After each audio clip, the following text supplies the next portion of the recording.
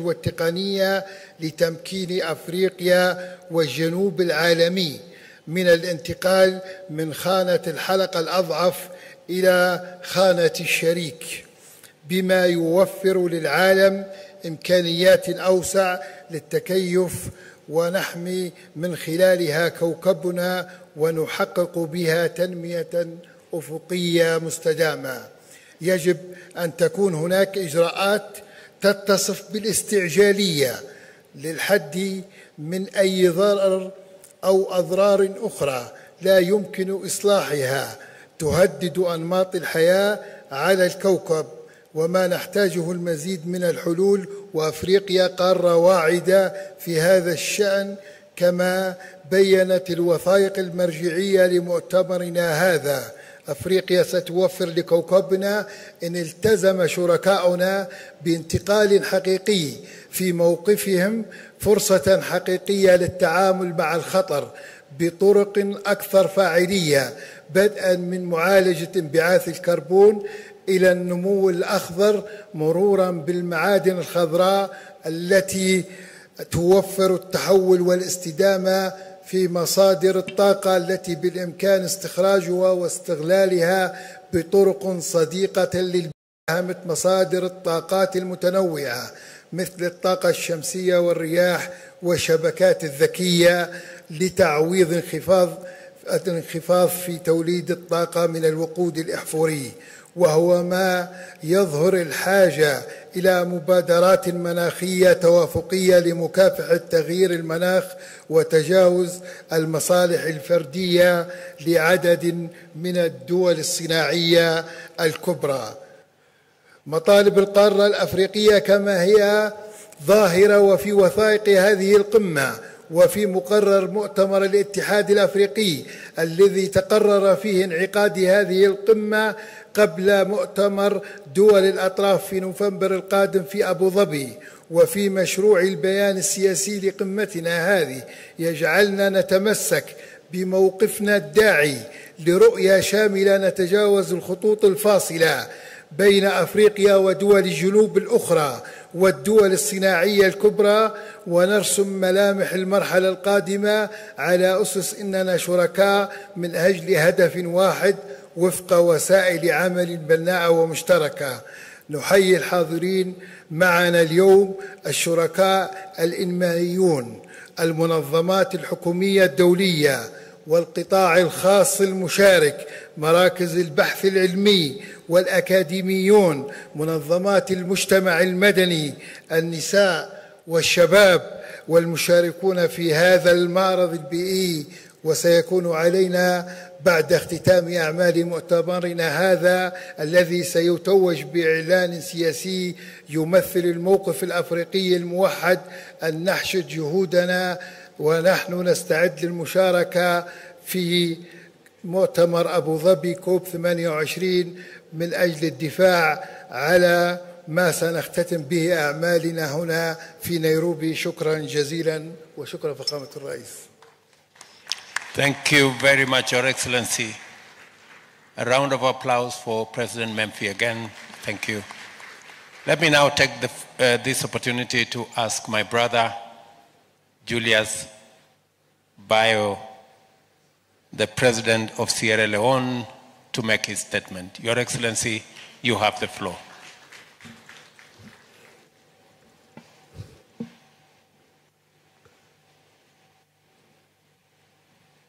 Thank you very much, Your Excellency, President Dr. William Ruto, President of the Republic of Kenya, Your Excellency Azali Assoumani, President of the Union of Comoros and Chairperson of the African Union, Excellencies, Heads of State and Government, Your Excellency Musa Faki Mahamat, Chairperson of the African Union Commission, Your Excellency Antonio Guterres, United Nations Secretary General, Your Excellency Patricia Scotland, the Secretary General for Commonwealth, Your Excellency First Ladies, distinguished ladies and gentlemen, good afternoon.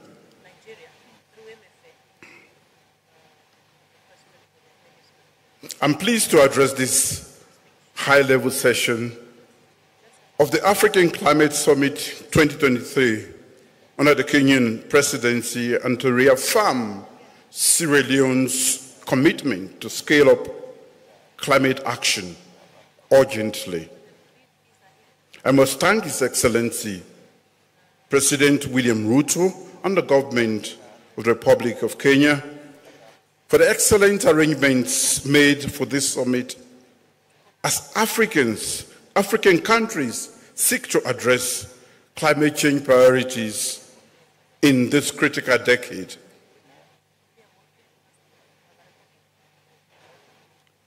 From coastal kisses with the Atlantic Ocean to the panoramic vista, from the towering cane of the mountains, the Loma Mountain, to our sprawling national parks, Sierra Leone is a canvas painted with nature's most vibrant hues.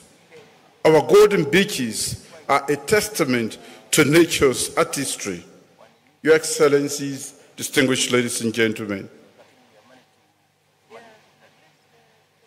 if you've not been to Sierra Leone, I'm inviting you to come. However, beneath our nation's beauties lies an unmistakable urgency. With a median age of just over 19 years, our young population, like the other young populations representing Africa's vibrant future, stand at a defining crossroads. Their legacy, and indeed our collective legacy, is shaped by the choices we make today. The seas, once serenading us with gentle lullabies, now one of rising tides that could erase generational achievements. The rains which celebrated our lands now pose a looming threat. Why Sierra Leone is rich with nature's gift. This very geographical splendor renders us vulnerable. Climate change for us isn't a distant shadow. Climate projections in Sierra Leone include temperature increases, extreme weather conditions, intense precipitation, and rising sea levels. Our shores, symbols of natural grandeur, are receding. Many of our communities face displacement, and our pristine beaches risk fading away, and calamities like landslide and floods have become hauntingly regular. The surge in pests and diseases is another testament to our enduring imbalance. Without swift collective action, we risk witnessing the obliteration of Sierra Leone's invaluable ecosystems, leading to further dislocation of our communities and the devastation of their sources of sustenance. This is not just a Sierra Leone story. It is an African story. And I dare say it is a global story too. Your Excellencies, distinguished ladies and gentlemen, our world is in trouble. But our continent is even more so. The evidence is clear. The time for action is now, but we are running out of time. Grounded in this stark reality, my government remains unwavering in our commitment to fortifying climate resilience, ensuring our people thrive sustainably and harmoniously with nature. In our updated nationally determined commitment, Sierra Leone has defined a progressive pathway forward for cutting greenhouse gases emission from the 2005 levels by 5% by 2025, 10% by 2030, and 25% by 2050. My government is unyieldingly devoted to climate change resilience and adaptation. This includes support for community-based adaptation in agriculture and energy sectors, integrated water resource management, and climate change disaster risk management. We are also poised to improve meteorological services for early warning systems and enhance and protect conservation of natural habitats and ecosystems. Furthermore, our climate change mitigation strategies extend to promoting renewable energy, infrastructure, resilience, and extensive reforestation efforts on at least 960,000 hectares of land. As we engage in country planning, we will also prioritize low carbon screening. Excellencies, distinguished ladies and gentlemen, to reaffirm our commitment, we have institutionalized efforts against global menace. This global menace.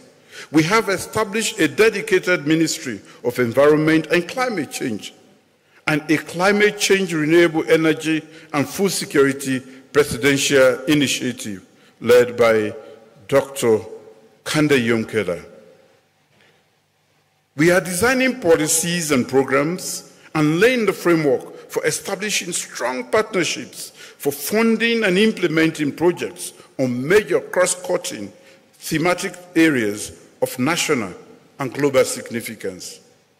Agriculture is the mainstay of our economy. Recognizing the core importance and extreme vulnerability of agriculture in Sierra Leone, we are focusing on resilience and innovation within this sector, leveraging technology and forward-thinking strategies for climate adaptation. Our overarching aspiration, as enshrined in our National Development Plan, is clear. Achieve food and nutrition security by 2030 through climate-smart practices bolstered by renewable energy throughout the agricultural value chain. Your Excellencies, distinguished ladies and gentlemen, meaningful inclusion and intergenerational dialogue are crucial to achieving SDG 13, to take urgent action to combat climate change and its impacts. In Sierra Leone, we consider our women equal partners for development. We passed the Progressive Gender Equality and Women's Empowerment Bill, which guaranteed by law a minimum of 30% representation of women for all appointive and elective positions.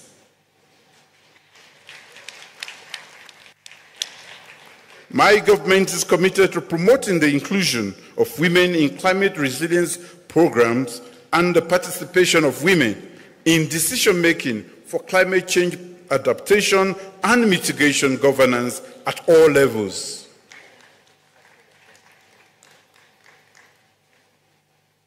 We must harness our demographic dividends on the continent and involve our youthful population in our climate adaptation and mitigation efforts throughout by involving the youth in everything that we do.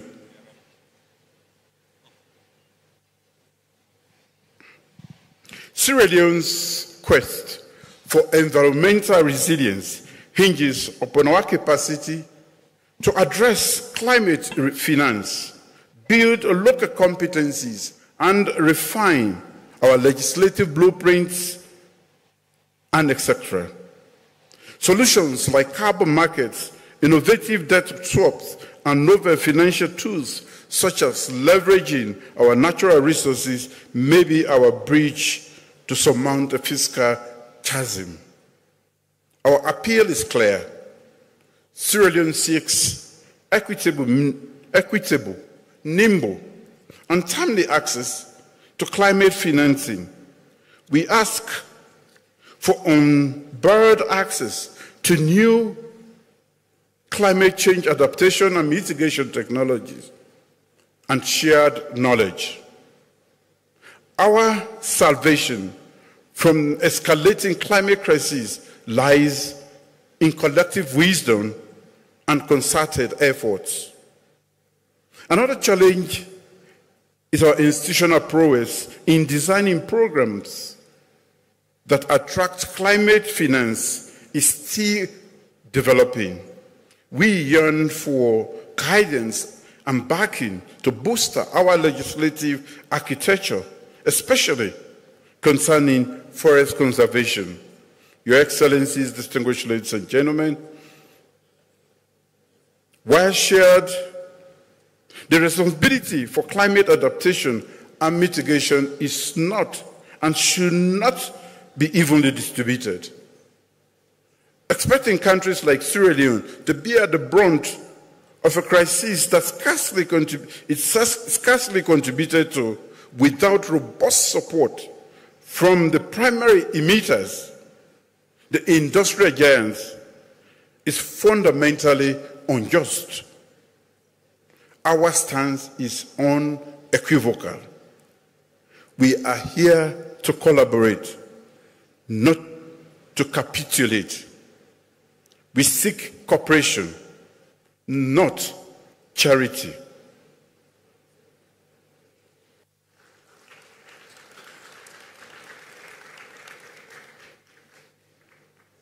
The actions of significant polluters must pivot from mere declarations and vague commitments to actionable, technology-driven reparations.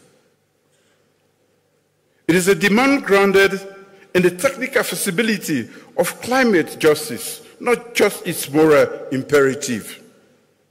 A unified front against the existential crisis is not just desired, it is imperative. As I close, I implore all of us present, the hourglass of action is dwindling, and the sands of time wait for none. Let's come together, not just in spirit, but in action, but in actionable solidarity. For in unity we find just strength, but not just strength, but salvation. Thank you.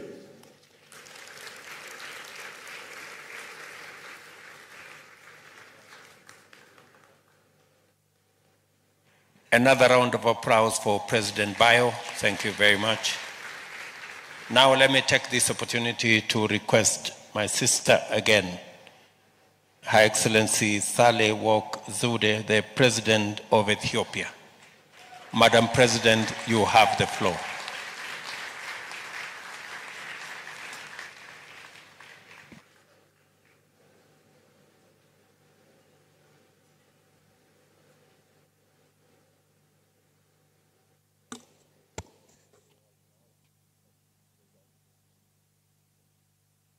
Your Excellency, President William Ruto, Excellencies, ladies and gentlemen.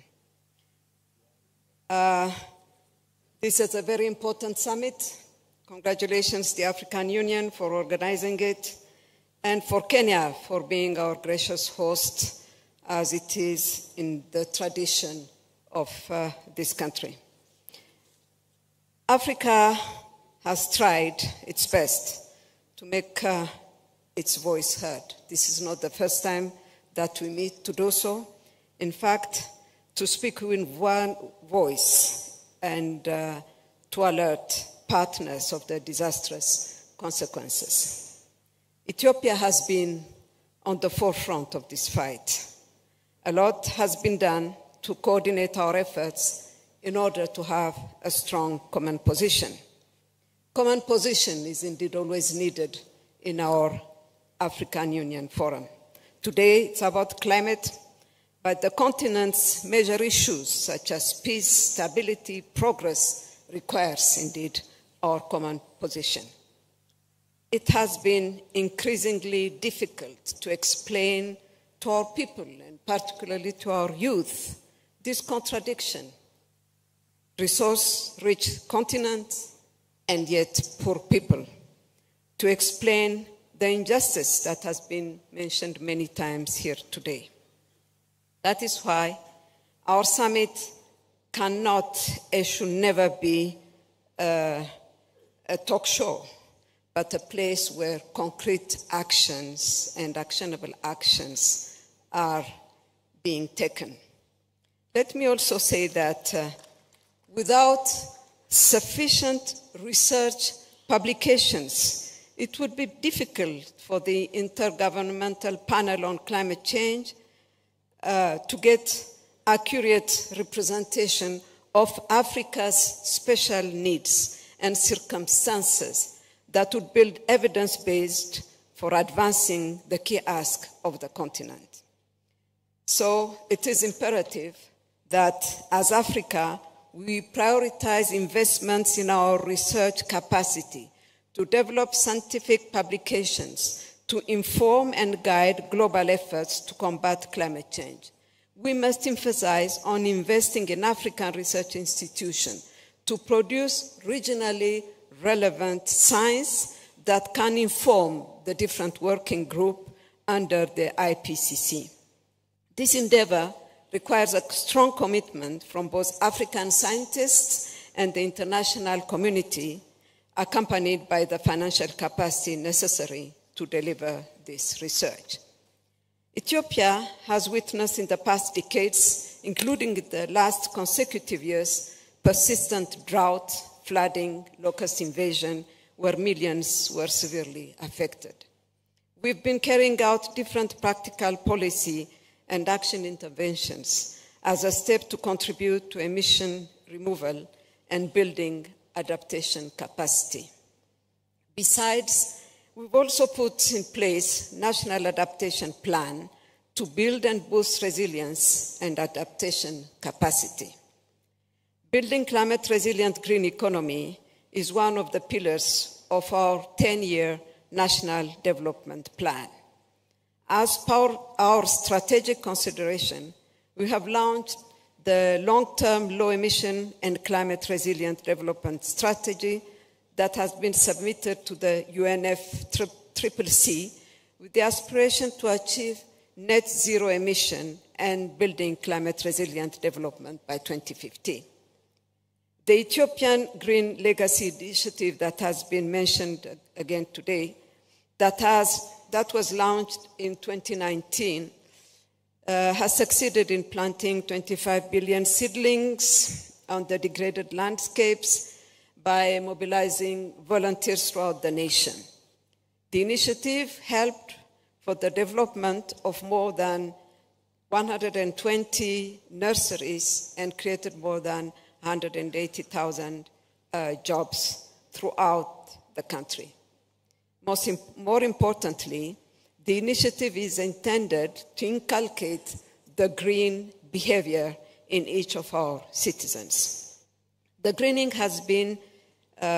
initiative has been scaled up into fruit-bearing perennial trees, thereby directly linking the initiative with our food system transformation strategy. In the agriculture sector, Ethiopia has achieved notable progress in enhancing its wheat production, effectively transforming a deficit of 15 million metric tons in 2019-2020 into a surplus of 65 million quintals in 2022-23. I think this achievement has enabled Ethiopia to meet not only its domestic need, and in fact commence with exports. This gives me a good opportunity to thank the African Development Bank, and most particularly its president, my young brother, for the support that was given to us. The plan is to cultivate 2 million hectares during the dry season alone in 2023. The success of wheat production is critical for the country's efforts to enhance food security and achieve food sovereignty. In terms of renewable energy production, Ethiopia is also investing on green energy projects such as hydroelectric, wind, solar, and geothermal energy sectors, as well as promoting modern rural cooking technologies. We have successfully run the hydro energy producing projects, including the Grand Ethiopian Renaissance Dam, with domestic resources which will significantly make difference in the country's status in terms of social, environmental, and economic needs. Ethiopia is striving to finance climate actions proactively and persistently as means systematically addressing the economic challenges of the country. Accordingly, the government has invested over $82 million from 2011 to 2019, mobilized from domestic, bilateral, multilateral sources, as well as from international climate finance institutions on climate change mitigation and adaptation projects and programs in agriculture, energy, transport, industry, forest, urban development, and health sectors.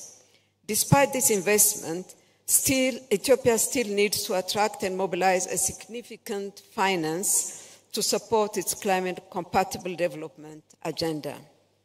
We still count on our partners to fulfill their commitments to developing countries and committing themselves for the new challenge of setting new quantified finance goals in the coming years.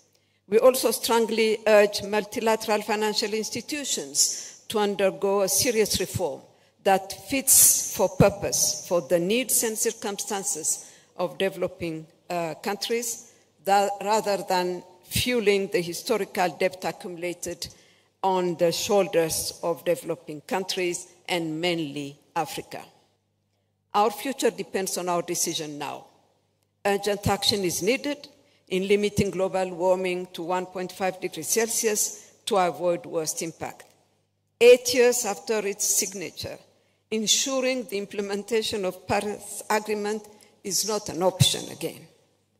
As I conclude, I would like to assure you Ethiopia's unwavering commitment to work with our fellow Africans and other global partners to achieve our priorities and the long-term objective of making the planet comfortable for present and future generations. I thank you very much.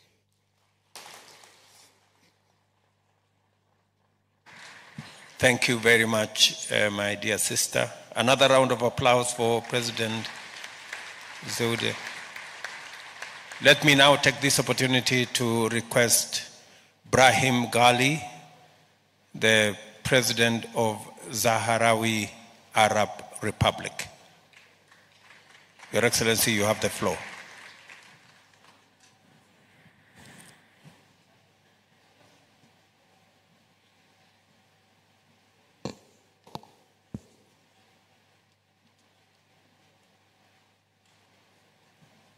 فخامة الرئيس السيد ويليام روتو رئيس جمهورية كينيا ورئيس رؤساء الدول الحكومة الإفريقية المعنية بتغيير المناخ، فخامة السيد غزالي رئيس الاتحاد الإفريقي، فخامة السيد موسى فكي رئيس مفوضية الاتحاد الإفريقي، أصحاب الفخامة والمعالي رؤساء الدول والوفود، الحضور الكريم، يطيب لي بداية أن أعرب عن جزيل الشكر والتقدير لجمهورية كينيا حكومة وشعبا برئاسة فخامة السيد ويليام روتو على الدعوة الكريمة التي تلقيناها وعلى ما حظينا به من حسن الاستقبال وكرم الضيافة وعلى ما وفرته لنا من ظروف لإنجاح هذا الاستحقاق قمة المناخ الإفريقية.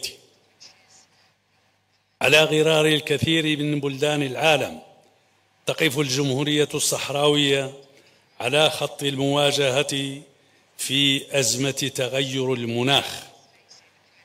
وإذ نواجه تلك التحديات المرتبطة بالتغيير المناخي، فإننا نخوض في الوقت نفسه نضالا باسلا في سبيل إنهاء الاستعمار من بلادنا، جراء وضع الاحتلال الناجم عن النزاع بين الجمهورية الصحراوية والمملكة المغربية، وهي تحديات مرتبطة ومتداخلة.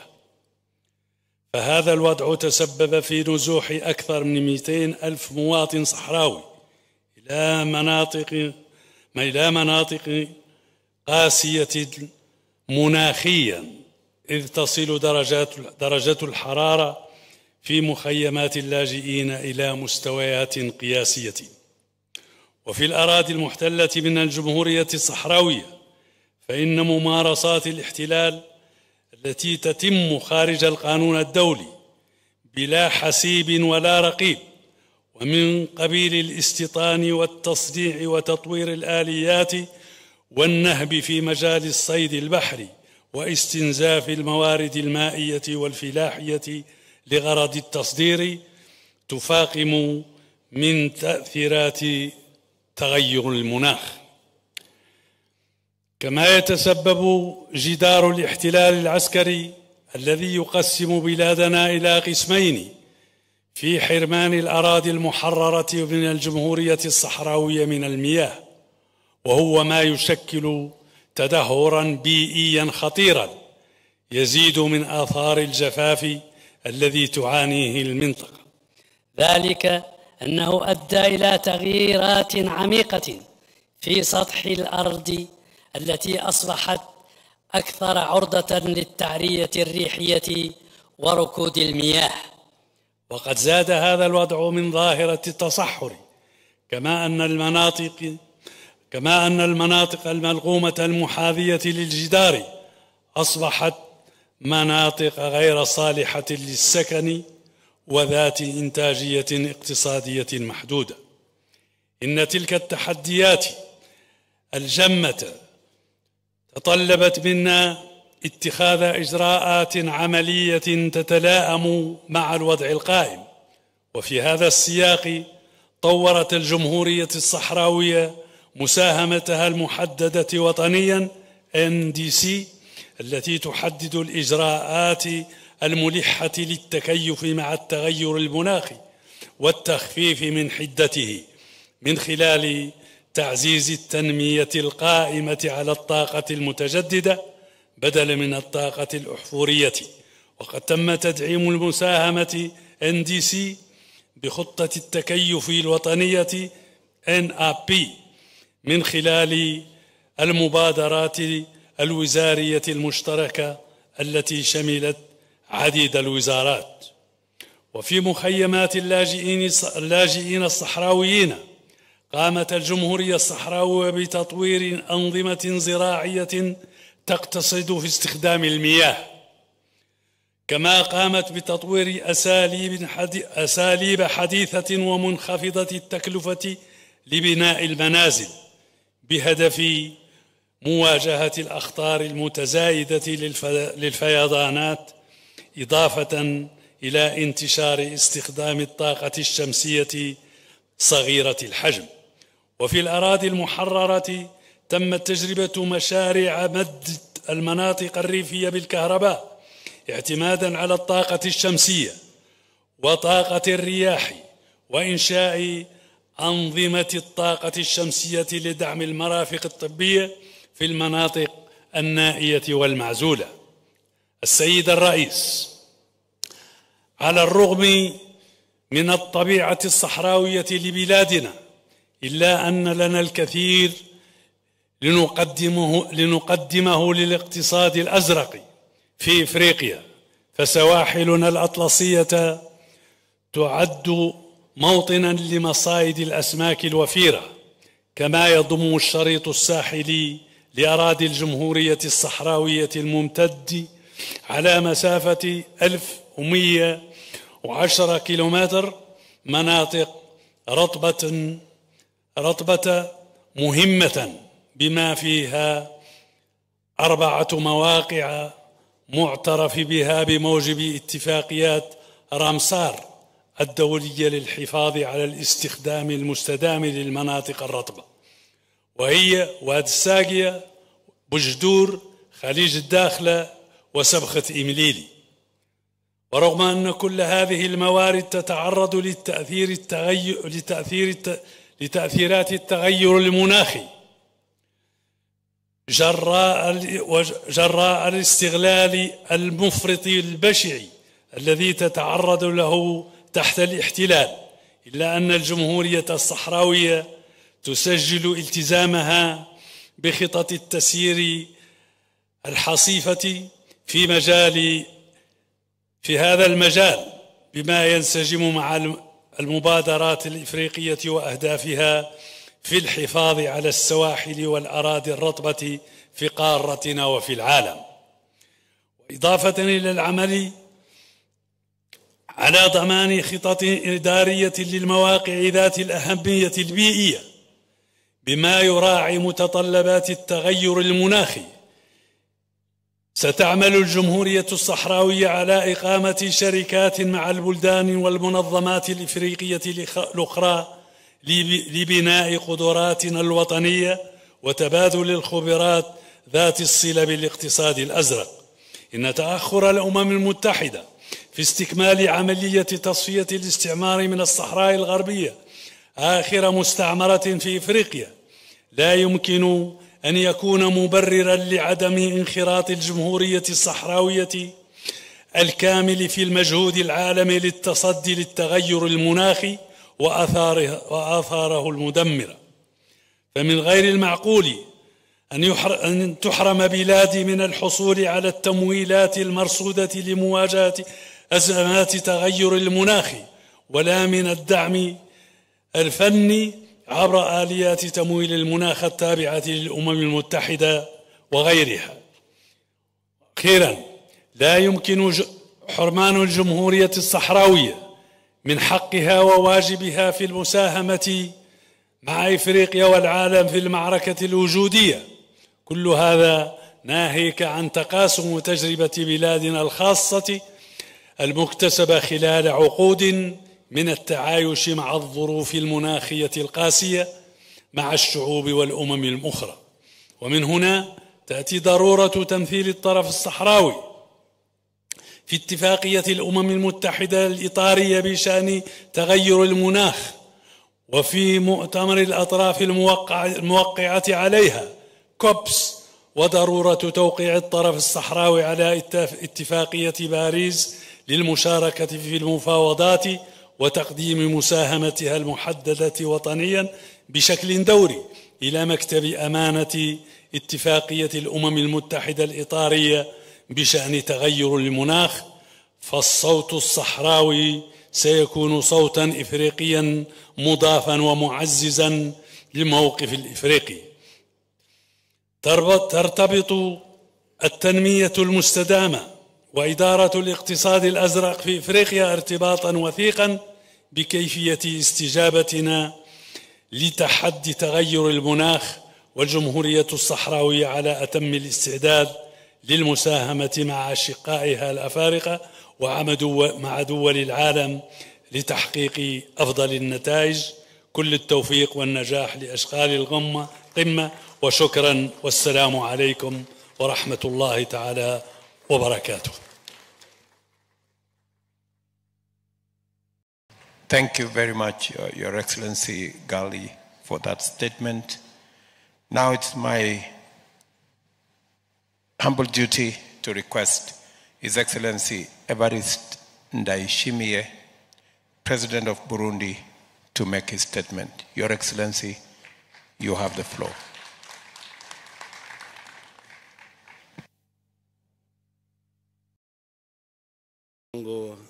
Mheshimiwa Ruto, na hongera sana kwa maandalizi mazuri ya mkutano huyu.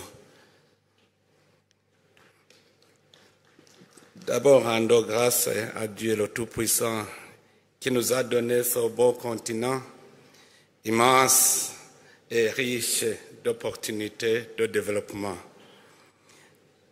Votre Excellence, Monsieur William Samoei Ruto, président de la République du Kenya, notre hôte, Excellences, Mesdames, Messieurs, les chefs d'État et de gouvernement ici présents, Mesdames, Messieurs les représentants des organisations internationales et régionales, Mesdames, Messieurs, en vos rangs et qualités respectives, à l'entame de mes propos, permettez-moi de remercier le président Samoei Ruto, le gouvernement et le peuple kenyan pour l'accueil chaleureux réservé à notre endroit. Je félicite également le gouvernement kenyan et l'Union africaine pour l'excellente organisation de ce sommet qui arrive au point nommé. Excellences, Mesdames, Messieurs, le changement climatique est actuellement l'une des plus grandes menaces collectives pour l'humanité. Au Burundi, les impacts du changement climatique, principalement la sécheresse, les pluies torrentielles, les vents violents, les inondations et les glissements de terrain sont les principaux facteurs de déplacement interne. À cela s'ajoute l'augmentation du niveau des eaux du lac Tanganyika, les canicules insupportables, la dégradation croissante des terres qui pousse les familles à se disputer le peu de terres fertiles restantes, etc. D'après les résultats de la cartographie multi-risque au Burundi, la perte annuelle moyenne nationale due aux 5 aléas majeurs est estimée à environ 100 millions de dollars. Dans ces pertes, 72% viennent des inondations, 5% des pluies torrentielles et 4% des vents violents. Ainsi, ces aléas occasionnent annuellement une perte moyenne de plus de 70 millions de dollars. Cela impacte le bien-être des populations et leur quiétude, provoque la destruction de l'habitat humain et des infrastructures, la prolifération des maladies et parfois la perte en vies humaines. Ces 20 dernières années, les 1001 collines du Burundi, jadis verdoyantes, sont exposées aux effets du changement climatique. Le Burundi était habitué à avoir une pluviométrie de 9 mois, mais aujourd'hui, la sécheresse commence à dépasser les 4 mois, avec un calendrier inhabituel dans la succession et le rythme des saisons, ce qui affecte le rendement de la production agricole et animale.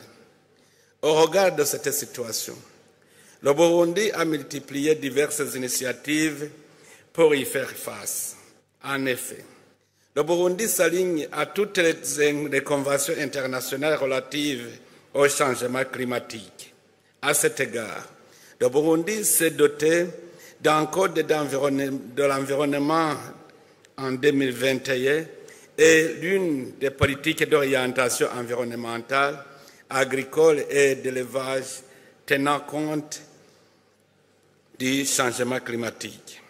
Ce programme s'accompagne de la mobilisation des agriculteurs en mettre en avant la plantation des arbres fertilitaires, en plus du traçage des courbes de niveau pour retenir des eaux de pluie. Le Burundi a préparé et révisé en 2020 ses contributions déterminées au niveau national pour rendre opérationnel l'accord de Paris. Un plan national d'adaptation a été également adopté conformément au paragraphe 9 de l'article 4 de l'accord de Paris. Dans la même optique, au niveau pratique, le Burundi implique et mobilise régulièrement les jeunes en vacances dans la préparation des pépinières d'arbres forestiers et agroforestiers et à planter pendant les campagnes de reboisement qui se fait chaque année dans le cadre d'un vaste programme Ewe Burundi Rambaye, le Burundi couvert, initié depuis 2018 dans le but de réhabiliter les zones forestières dégradées. Excellences, Mesdames, Messieurs, le Burundi ambitionne de devenir un pays émergent d'ici 2040 et développé en 2060. Un des objectifs de développement comprend la protection de l'environnement et le renforcement de la résilience au changement climatique. Dans cette perspective, plusieurs projets sont en cours et d'autres sont envisagés pour réaliser un développement économique sobre, en carbone et résilient au changement climatique.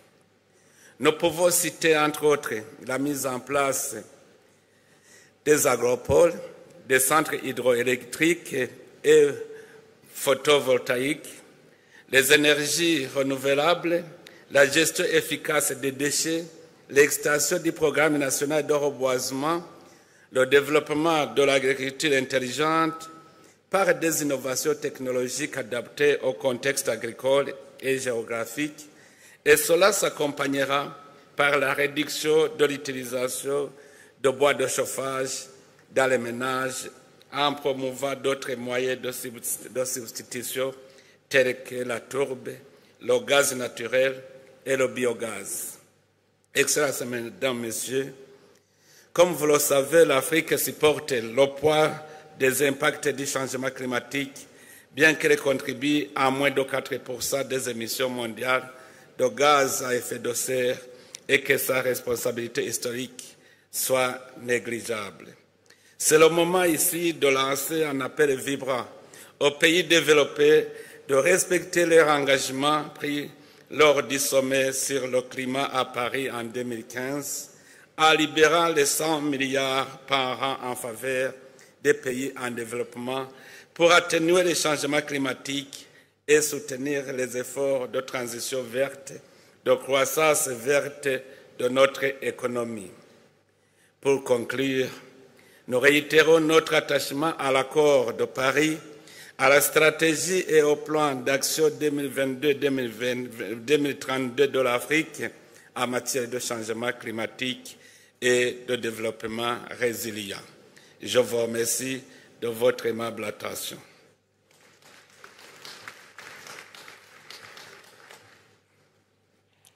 Thank you very much, Mr. President, for your comments. Another round of applause for President Evariste Ndayishimiye. Let me now take this opportunity to request the Vice President of Angola, my dear sister, to come and make her statement. Your Excellency, you have the floor.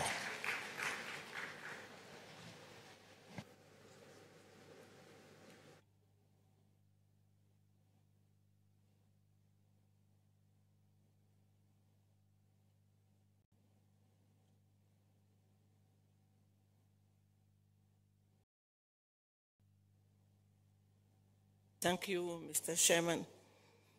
Excelência William Samoei Ruto, Presidente da República do Quênia.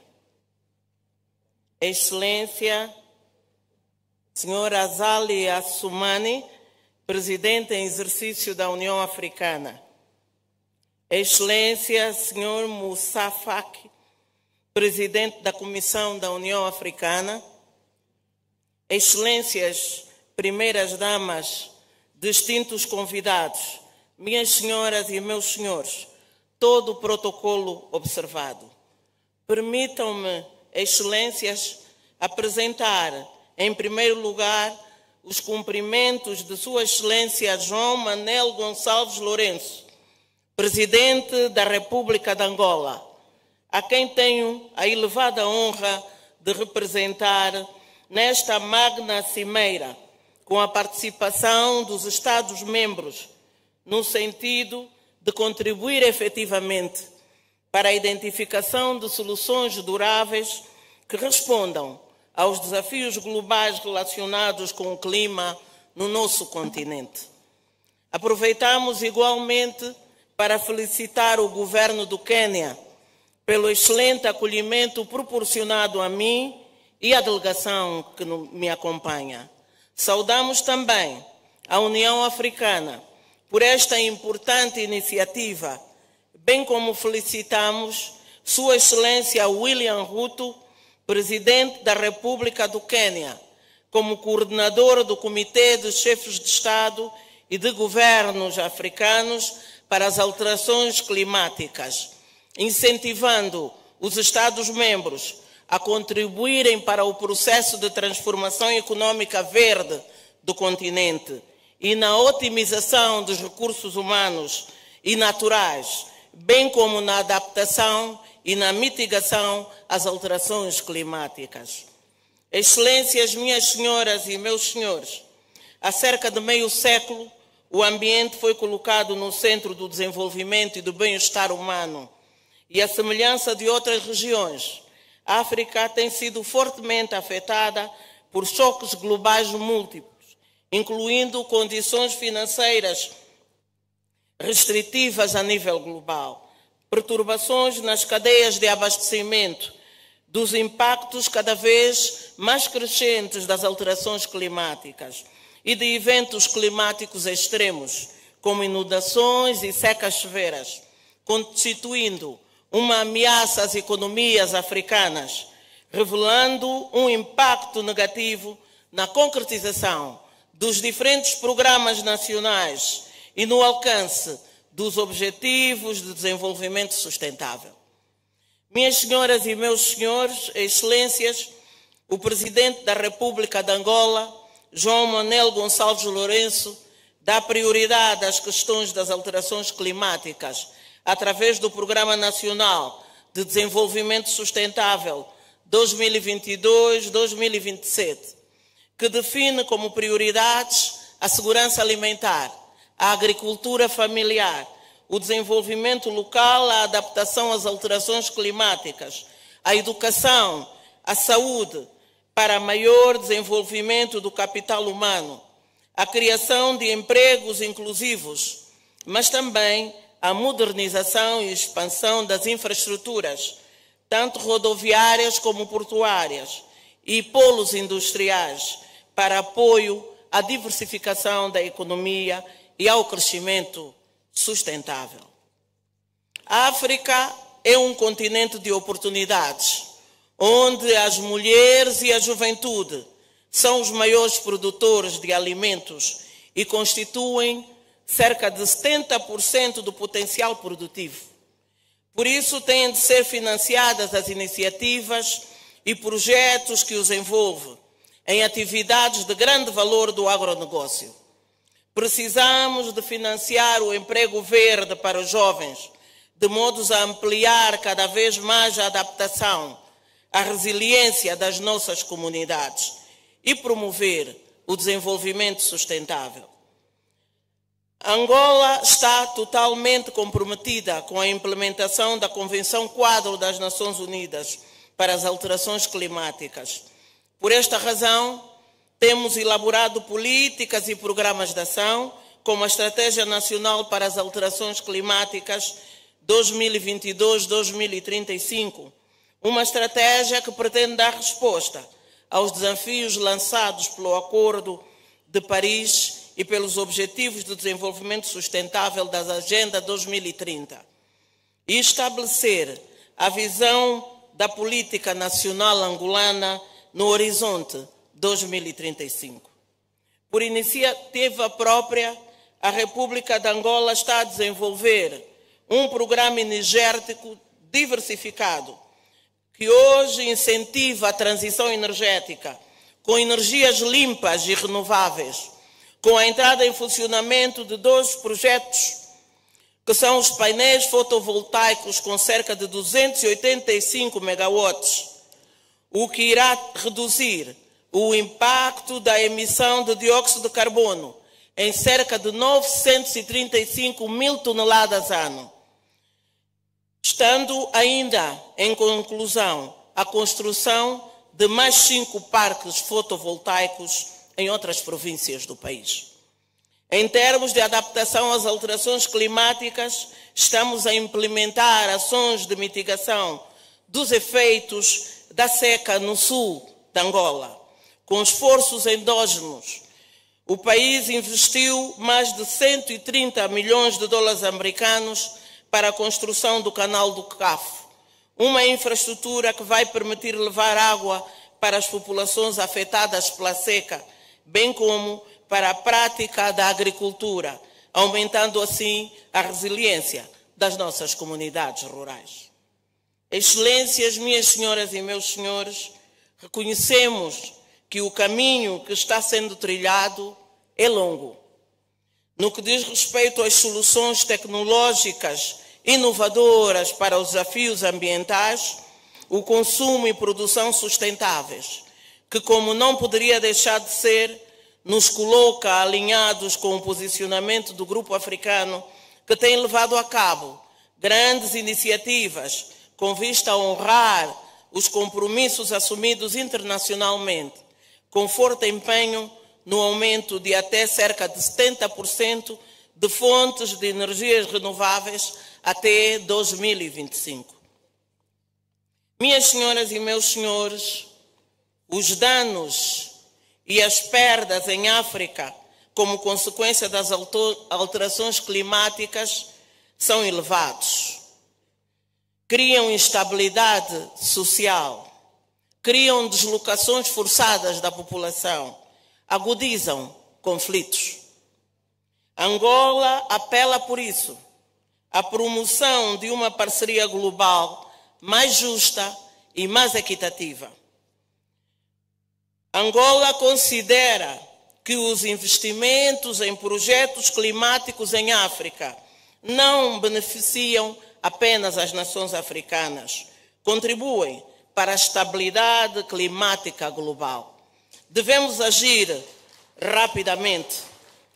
Ao terminar, agradeço por todos os esforços dedicados a esta cimeira e reafirmo o compromisso inabalável de Angola com a igualdade, com a resiliência e com todo o processo de progresso da nossa amada África. Reitero a nossa confiança na União Africana e na comunidade internacional para enfrentarmos os desafios climáticos. Unidos, podemos superar os obstáculos, construir um futuro mais brilhante para as nossas populações, para a África e para o mundo. Muito obrigada. Merci beaucoup. Thank you very much.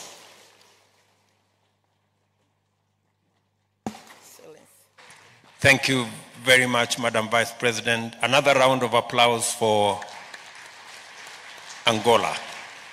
Thank you very much. Let me now take this opportunity with all humility to ask President Ismail Omar Guelleh, the President of Djibouti, to make his statement. Your Excellency.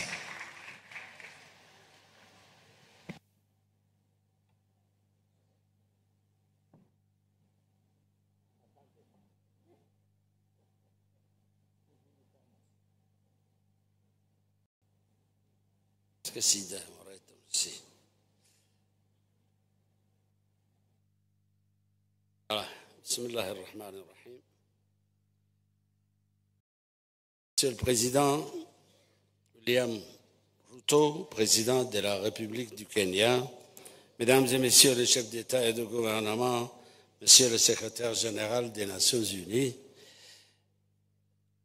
Mesdames et Messieurs,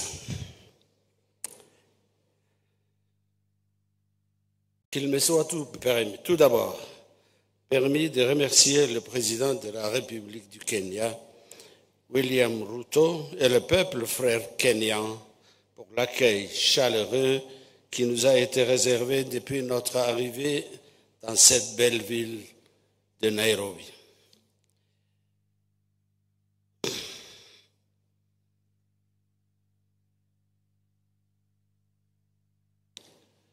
C'est pour moi un réel plaisir de prendre part à ce forum qui s'inscrit dans une démarche de réflexion stratégique, de dialogue, d'échange en vue du développement durable de notre continent à travers le potentiel qu'offre l'économie bleue.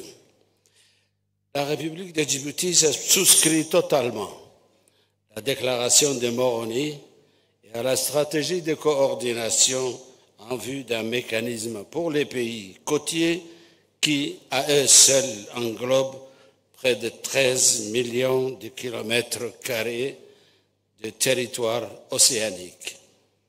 Mon pays étant un pays désertique, sévèrement impacté par le changement climatique ces derniers temps, l'économie bleue s'est depuis longtemps naturellement imposée à nous.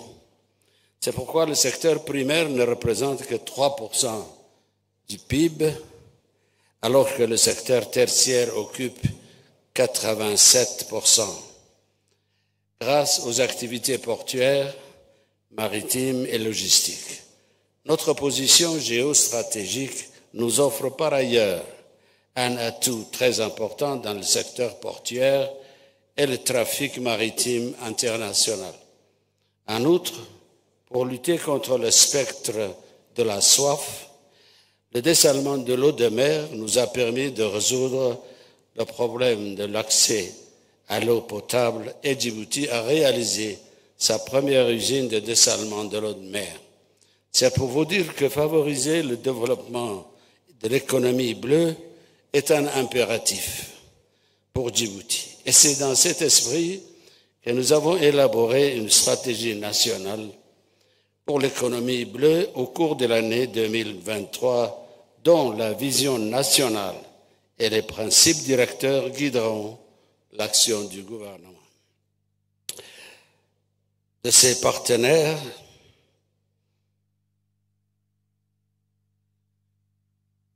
et de la société civile dans les domaines maritimes et côtiers. Il en est de même pour la région de l'IGAD qui a élaboré une stratégie quinquennale, ainsi qu'un plan de mise en œuvre pour l'économie bleue, tous deux alignés sur la stratégie pour l'économie bleue en Afrique. La vision de la stratégie de l'IGAD pour l'économie bleue est une économie inclusive et durable qui pourra contribuer de manière significative à la transformation de la Corne de l'Afrique. Les autres secteurs identifiés, outre les activités portuaires et maritimes, sont la pêche et l'aquaculture, le tourisme et la sécurité maritime. De plus, les technologies de pointe, telles que l'énergie renouvelable et les télécommunications à travers les câbles sous-marins, permettent au pays d'accéder à de nouvelles ressources. Monsieur le Président, les océans transcendent les États, ils nous connectent tous les uns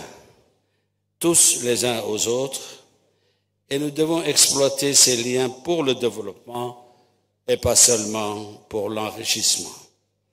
C'est là l'essentiel de ce que signifie développer une économie bleue, c'est créer des partenariats qui nous permettent d'exploiter nos océans pour un changement de paradigme en termes d'action vers le développement durable.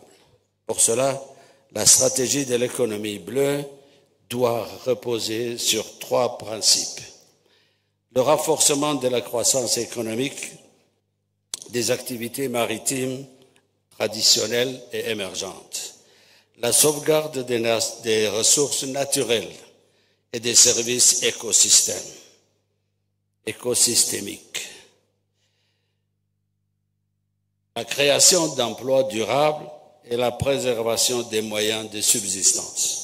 Nous devons veiller à ce que nos océans créent des opportunités pour nos populations. Plus de 80% de la population djiboutienne vit dans les zones côtières. C'est pourquoi nous pensons que l'inclusion, l'appropriation et l'autonomisation des populations côtières sont des éléments essentiels de la mise en œuvre de l'économie bleue avant de penser aux chaînes d'approvisionnement mondial. Nous devons garantir la capacité locale de légitimer, de réglementer et de créer des opportunités. Monsieur le Président, la prise de conscience croissante des avantages des océans pour nos économies et nos sociétés, associée à la prise de conscience des multiples menaces, notamment la surexploitation des ressources maritimes, des ressources marines, la pollution marine, le changement climatique et l'acidification des océans déclenchent une dynamique accrue en faveur d'un meilleur système de protection et d'utilisation durable des ressources marines. La préservation et la protection de nos océans garantira la durabilité de notre planète. Mais cette préservation doit également s'accompagner d'actions, à savoir lutter contre les inégalités et les pratiques néfastes qui entachent la gouvernance des océans. La pêche illégale, la pêche industrielle commerciale illimitée et non durable, le déversement illégal de déchets toxiques sont autant de risques énormes pour notre planète. Cette conférence doit donc marquer le point de départ d'une nouvelle trajectoire de développement pour nos océans et nos mers. Nous sommes conscients du potentiel africain quant à l'économie bleue, mais également de nos vulnérabilités. Libérer le potentiel d'une économie bleue régénératrice en Afrique et au-delà exige la mobilisation des moyens financiers adéquats, car les capacités de nos États à tirer profit de nos ressources économiques bleues restent insuffisantes. En dépit de nombreux engagements pris par la communauté internationale en matière d'adaptation au changement climatique et augmenter la résilience, nos actions restent en deçà du niveau d'urgence et de mobilisation exigé. C'est pourquoi l'Afrique continue à exhorter nos partenaires développés à respecter leur engagement, surtout car le développement de l'économie bleue s'inscrit parfaitement dans cet esprit de durabilité et de résilience prôné par l'agenda 2030 des Nations Unies et constitue une bouffée de sauvetage pour notre continent et particulièrement les pays désertiques. Je vous remercie.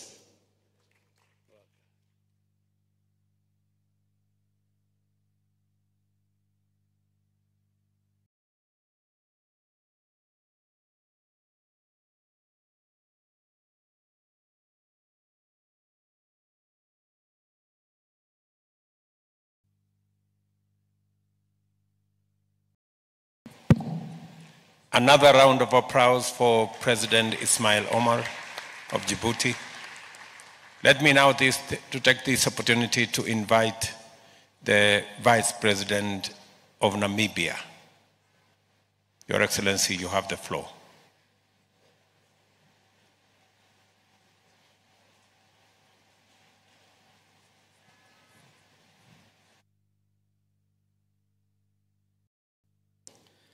Your Excellency, President William Ruto, President of the Republic of Kenya, Your Excellency Musa Faki Mahamat, Chairperson of the African Union Commission, Your Excellency Antonio Guterres, Secretary General of the United Nations, Your Excellencies, Head of State and Government, Ministers, delegates, ladies and gentlemen.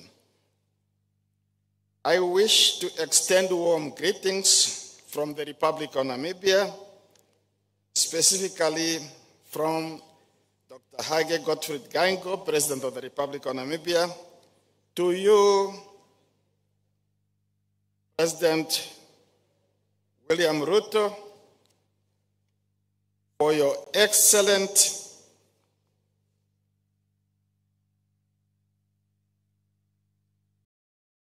leadership in the fight against climate change and for hosting this very important and timely summit on climate change.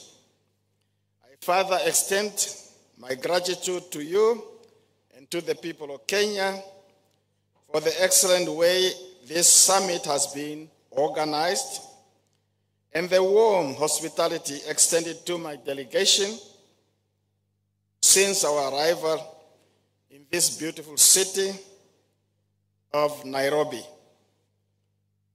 And as Your Excellency have said, I'm finally happy to have returned home to East Africa. Today, I wish to shed light on the effect and impact of climate change on Namibia and her people. Namibia's geographical location in southwest corner of Africa, with its vast desert landscape and arid climate, make it particularly vulnerable to the impact of climate change. Rising temperatures, erratic rainfall patterns, and prolonged droughts are becoming more frequent and tense, wreaking havoc on the country's economy, on our environments, and of course, affecting our people. Agriculture, a cornerstone of Namibia's economy, is significantly affected. Prolonged droughts and unpredictable rain patterns lead to the reduced crop yields, livestock losses, and increased vulnerability to food insecurity.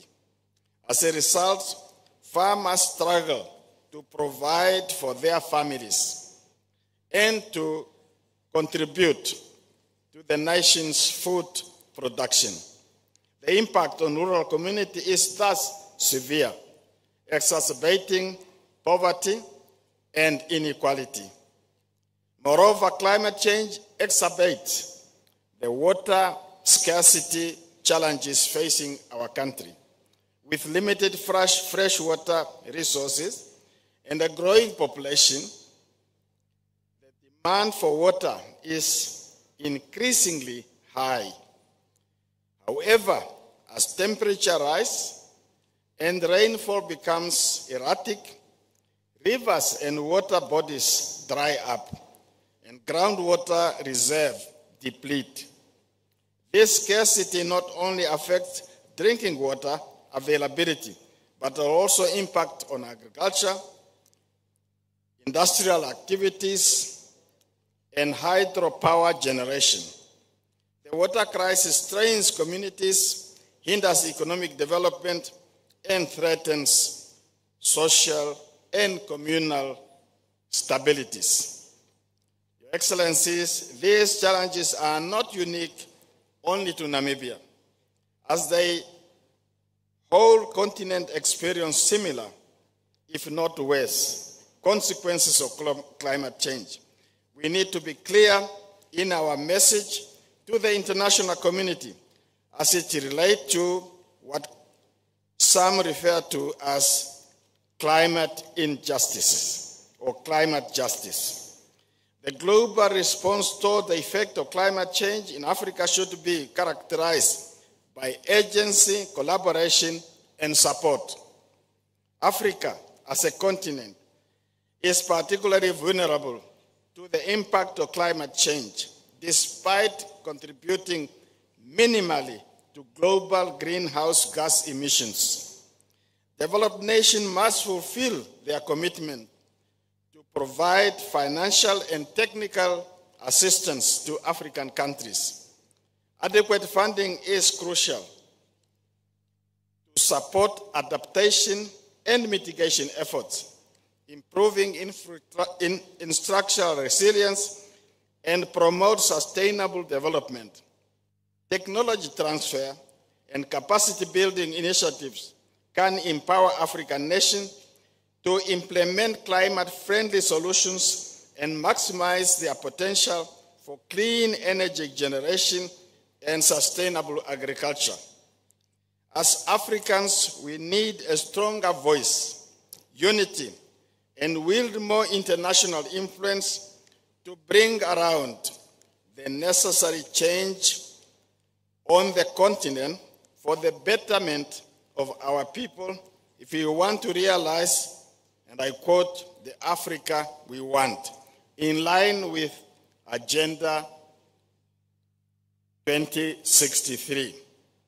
By working together, we can build a more resilient Africa, mitigate the impact of climate change, and ensure a sustainable future for the continent and all its people. I'm therefore positive that through the Nairobi Declaration, we send a clear message to the international community, and especially to our partners present here at this conference, that the time to act is now. Merci beaucoup. Obligation. Obrigado. Thank you all. Asante sana.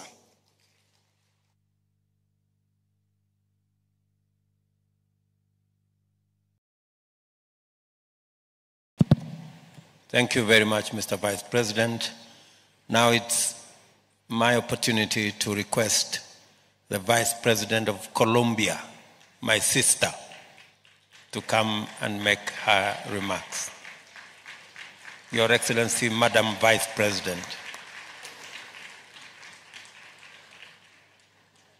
She is the first woman of color to be Vice President of Colombia.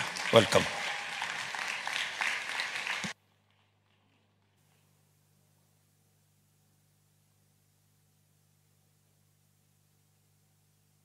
Buenas tardes. Un saludo al presidente de la República de Kenia, William Ruto. Saludo al excelente presidente de Comoros, a Salih Assoumani, a su excelencia Moussa Faki, presidente de la Comisión de la Unión Africana, secretario general de las Naciones Unidas, Antonio Guterres, a todos los presidentes, mandatarios, ministros, medios de comunicación y en general que se encuentran aquí presentes. En primer lugar, quiero agradecer presidente Ruto por haber invitado a Colombia a participar de esta gran cumbre sobre el clima aquí en este continente africano. Vengo en delegación del presidente Gustavo Petro, quien fue invitado de manera personal por el presidente de Kenia, decirle gracias por colocar la discusión central que hoy nos llama como humanidad a atender los grandes desafíos, sobre todo este desafío planetario que pone en riesgo y está extinguiendo todos los días la vida en el planeta. Como una mujer afrodescendiente, estoy orgullosa de estar aquí en el continente madre. De aquí salieron mis ancestros y ancestras en condición de esclavitud y hoy yo regreso en condición de libertad como vicepresidenta. Y eso quiere decir que hemos hecho una apuesta por la libertad, por la justicia y por la dignidad como pueblos. Me honra estar aquí entonces haciendo parte de esta discusión tan importante. Y es el desafío que tenemos y que afrontan nuestras naciones frente al cambio climático. Como ustedes han dicho, África es la voz del planeta, pero también es la cuna de la humanidad. Y me alegra saber que hoy África, siendo la cuna de la humanidad, está dando líneas de cómo salvaguardar la casa grande, de cómo salvaguardar el planeta. Sin embargo, es necesario que esa voz se pueda extender al sur global. Hoy aquí América Latina está presente, el Caribe está presente, porque estamos sufriendo los mismos desafíos. En mi país, este año de gobierno, hemos tenido que afrontar una crisis muy fuerte en términos de los efectos del cambio climático. Hemos tenido inundaciones que han puesto en riesgo la vida de los más vulnerables. Pero ahora tenemos una sequía que está iniciando y que por supuesto va a poner en riesgo la vida humana y por supuesto la vida de ecosistemas frágiles que hacen parte de ese gran pulmón del mundo, como es la Amazonía y la región pacífica, así como sabemos acá hay otra parte de ese pulmón del mundo que es todo el Congo, la región del Congo, estratégico para garantizar el equilibrio.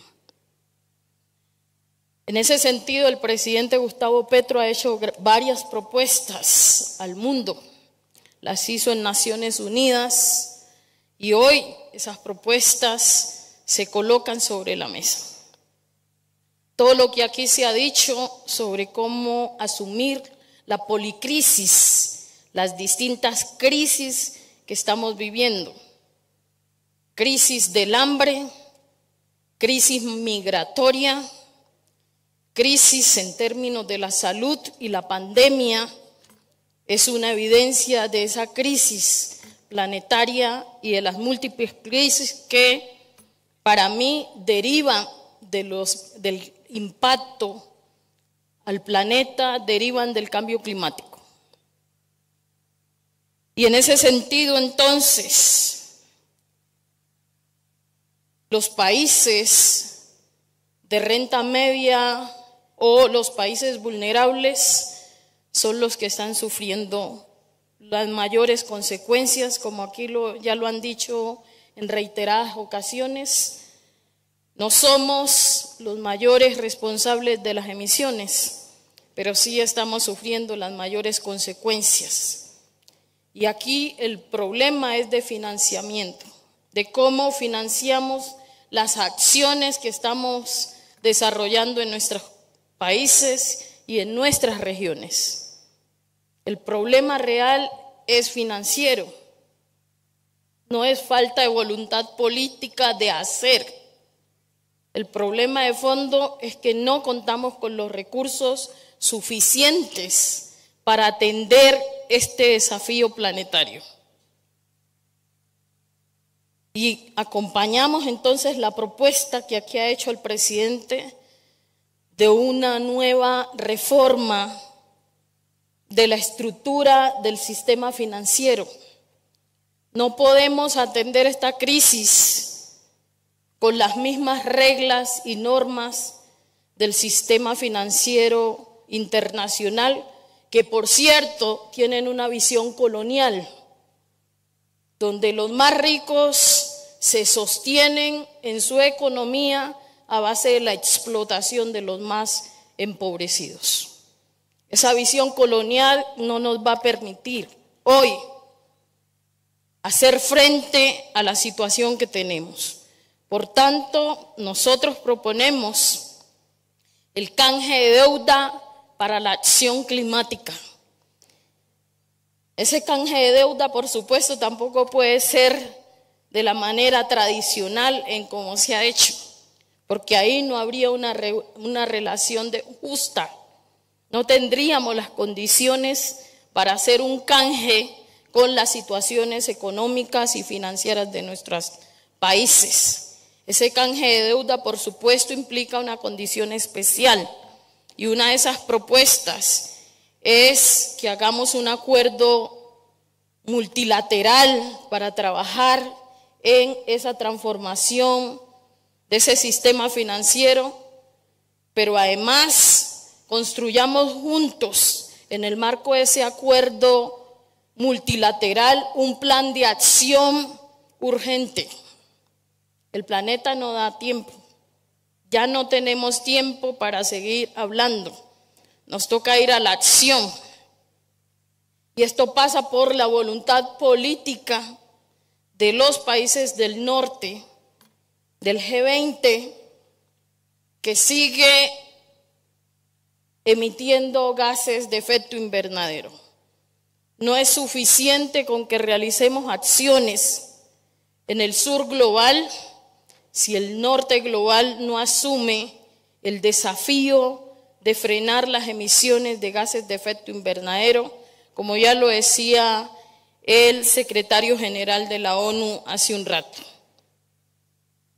En tal sentido, entonces, proponemos que se haga lo mismo que se hizo con la pandemia, y es que el Fondo Monetario Internacional emita bonos especiales, ¿sí?, para que ello contribuya a conformar un gran fondo global que nos permita a los países de renta media y vulnerable tener las condiciones económicas, ¿sí?, que afronte este desafío.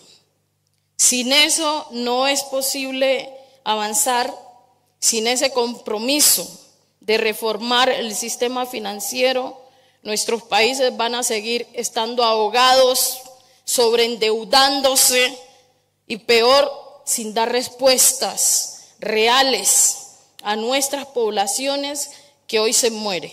Como mujer celebro que en este espacio, en esta cumbre, se esté colocando el papel tan importante que asumimos las mujeres en la política para la vida, en esa política de usar nuestro amor maternal y nuestro instinto del cuidado para salvaguardar la madre tierra, el útero mayor.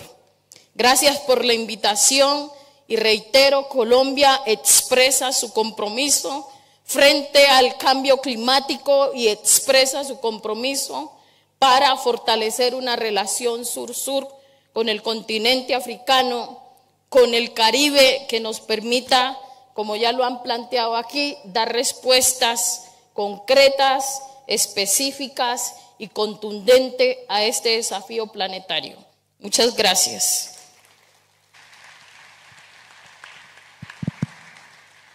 Thank you very much, my sister Francia, for that candid statement.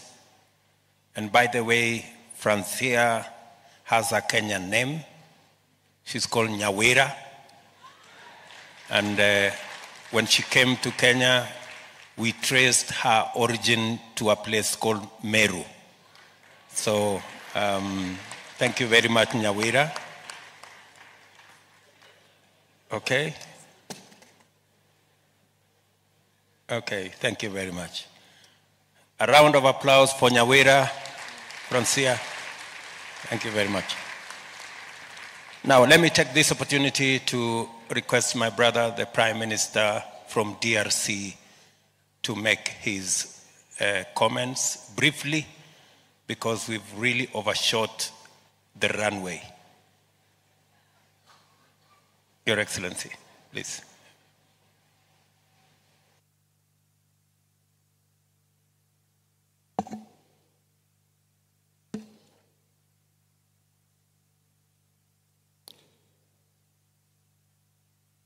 Excellence William Ruto, président de la République du Kenya et hôte du présent sommet.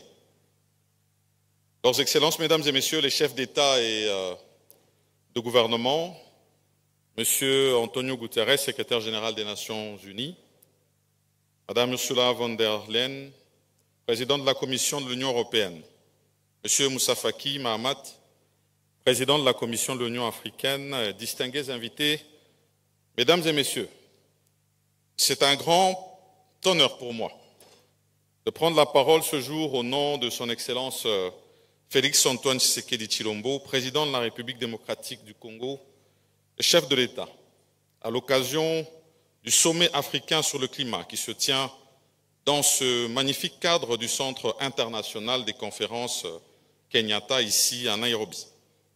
Avant toute chose, comme mes prédécesseurs, je tiens à remercier la République du Kenya, République sœur, pour l'accueil qui a été réservé à ma délégation, et ces remerciements, je les donne au nom de son Excellence, Monsieur le Président de la République, Félix Antoine Tshisekedi Tshilombo. Organisé sous le thème développer des solutions positives pour le climat en faveur de l'Afrique et du monde, ce sommet offre à mon pays l'opportunité de répondre aux attentes que le monde se fait sur la problématique du climat et dont les préceptes se fondent essentiellement sur 3 piliers fondamentaux, à savoir l'économie verte, la biodiversité et les énergies renouvelables. Comme on ne cessera jamais de le dire, la République démocratique du Congo se présente dans ce contexte comme un pays solution. Solution aux défis qui se posent à notre monde, de par son potentiel et de ses atouts innombrables, qui constituent un apport indéniable à la préservation et à la conservation de la nature. Disposant des écosystèmes favorables, mon pays regorge d'un massif forestier important, protecteur de la couche d'ozone, d'environ 155,5 millions d'hectares, soit 10% des forêts tropicales de la planète et plus de 60% des forêts du bassin du Congo, en plus d'importantes réserves et tourbières, puis de plus de 30 gigatonnes de dioxyde de carbone, sans compter son potentiel photovoltaïque de plus de 70 000 mégawatts, qui représente environ 37% du potentiel africain et 6% du potentiel mondial. La République démocratique du Congo est à mesure de produire, à travers son système hydrologique, plus de 100 000 mégawatts pouvant alimenter l'Afrique et une partie de l'Europe, sans compter sur sa jeunesse, sa main-d'œuvre, qui est aussi un grand potentiel. Mais comme le président Ruto l'a dit ici tout à l'heure, le potentiel africain, il est connu. Ici, il est question de transformer ce potentiel en opportunité et en répondant sur les questions du climat. Nous avons eu ici l'année passée une crise du fait des dérèglements, des pluies et des saisons sèches qui ont amené une récolte maigre en maïs. Nous avons connu, tant en Afrique de l'Est qu'en Afrique centrale et même en Afrique australe, des hausses de prix de maïs. Et cela a déstabilisé nos économies. Cela nous rend plus conscients de la réponse que nous devons donner à cette réponse du climat. Pour moi, et en réponse de la République démocratique du Congo, 3 ingrédients indispensables sont importants. La volonté, la solidarité et la détermination. La volonté, à travers le respect des engagements que nous prenons, particulièrement les pays pollueurs, en ce qui concerne la taxe carbone, comme convenu lors de la COP 15. La volonté sur les financements innovants, des économies vertes, telles qu'échangées lors du sommet de Paris dernier. La volonté sur les investissements sur l'énergie, les développements des chaînes de valeur ici en Afrique, et cela avec une réponse à l'emploi, à nos jeunes,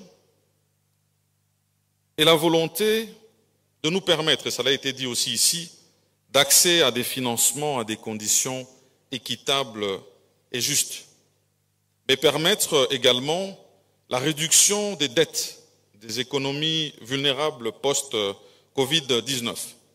Réduction de ces dettes par compensation, parce que ça avait déjà été aussi proposé et je pense que ça mérite d'être rappelé.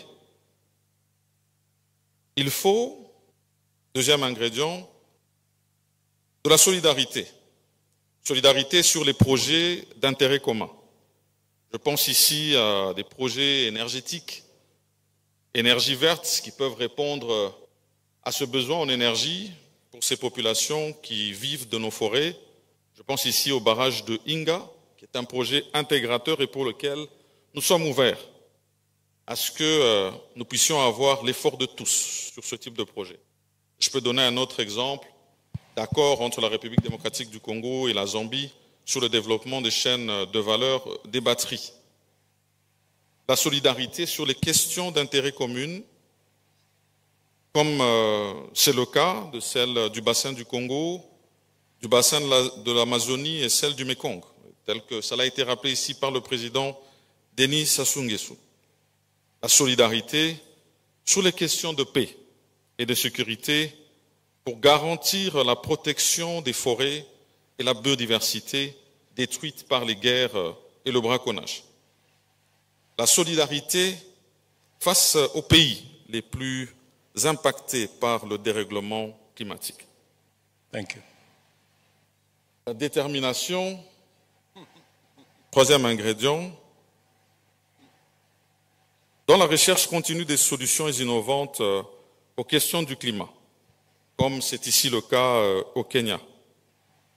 Également la détermination à laisser un monde meilleur à nos enfants. La République démocratique du Congo s'inscrit également dans une nouvelle économie du climat, ainsi axée sur la conservation et la restauration de nos forêts et tourbières, pour plus de production de crédit carbone, mais aussi l'agriculture régénérative, pour répondre à la fois à la garantie de la survie de nos puits de carbone, mais aussi à la sécurité alimentaire. Et c'est pour cela que nous nous inscrivons dans la création d'un fonds d'investissement pour la nouvelle économie du climat. Mais aussi, nous faisons un plaidoyer, et cela, nous comptons le faire en marge de l'Assemblée générale des Nations unies, qui sera organisée le 19 septembre prochain, sur un marché de carbone équitable pour l'Afrique. Nous le ferons bien sûr en marge de ce sommet. Et donc, toutes ces questions sur lesquelles nous sommes solidaires, avec toutes les déclarations africaines qui ont été faites ici et même au-delà de l'Afrique.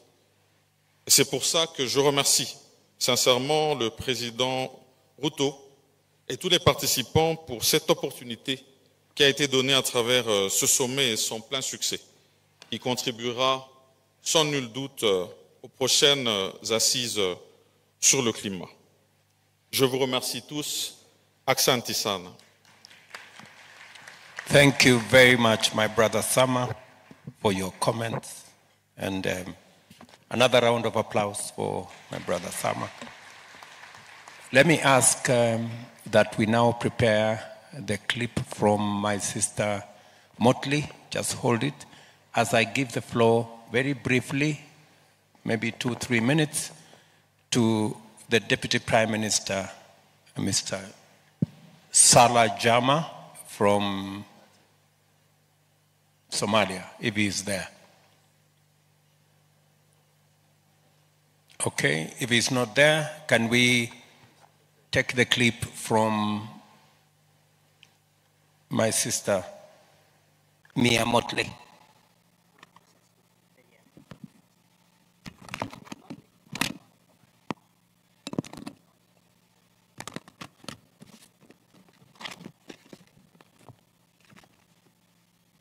Your Excellency President Ruto of Kenya, Your Excellency Azal Assoumani, President of Comoros and Chairperson of the African Union, I'd like to thank you for co-hosting such an important summit.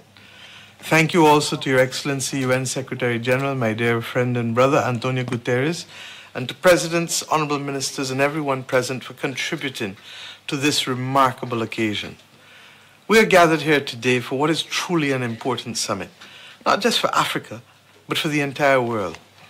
And while I do wish I could join you in person today, please accept my participation by way of this message as I bring this from you from my own shores here in Barbados. President Ruto, you know that Kenya is one of my favorite places, and if I could be there, I would be there. My friends, so many people across the globe are now imperiled and impacted by the climate crisis and the interconnected impacts that take place, such as pollution and deforestation. The world has discussed and debated all of this. But the fact is that for too long, we have done far too little. And as I said in Paris, we're not moving at the pace or with the scope that is necessary to tackle the environmental decline if we are to safeguard our people and our planet. The climate crisis affects everybody, but particularly it has devastating consequences, life and death consequences, for the very poorest and most vulnerable. And they come from countries who didn't help cause it. But my friends, we still have a choice. We can continue to talk amongst each other, seeking perfection or even casting blame, while the world literally burns. Or we can choose to transform our future. We can choose to shape it. To do so, we've said all along, we need to take action now, and at the pace and the scope that matters. And why with such urgency? We now live in a world of superlatives. I call it the season of superlatives, the hottest, the rainiest, the warmest. Everything is breaking new barriers and new records for the Guinness Book of World Records. And yet every day we continue to do nothing or enough as we see the impacts of the climate crisis. We need to stop talking and we need to do.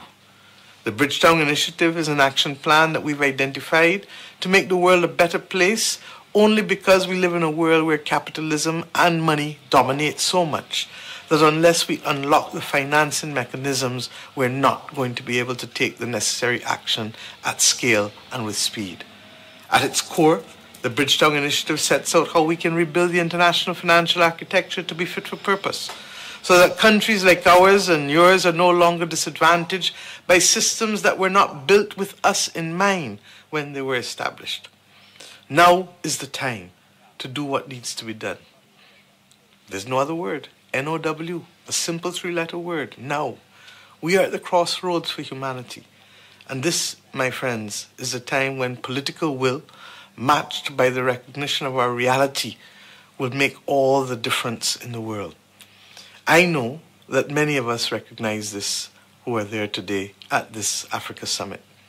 Your countries and your people continue, like mine and ours in the Caribbean and across SIDS, to face the brutal effects of this climate crisis. And we also face, of course, that climate financing gap that is limiting your ability to respond effectively. This cannot and this should not be. Brothers and sisters, I say to you today that it is up to everyone to do all they can to ensure the continued health of our nations. We must work together from the African continent to the Caribbean. Understanding nature and the climate crisis does not respect the boundaries which man holds fast to as borders. Indeed, I say now it doesn't matter because we're seeing it in the north, in the east, the west, and the south. We must stand up for what is right. We must share a sense of responsibility to our environment and indeed to the loss of biodiversity on land and in our oceans. We must share a sense of responsibility to each and every generation. We, my friends, are capable of achieving common goals, but we can only do so when we share that sense of responsibility to one another. We must be our brothers and sisters' keepers, and we must look to treat others as we would wish to be treated. If we apply these simple precepts that our children live by daily, then I believe that we can begin to see success.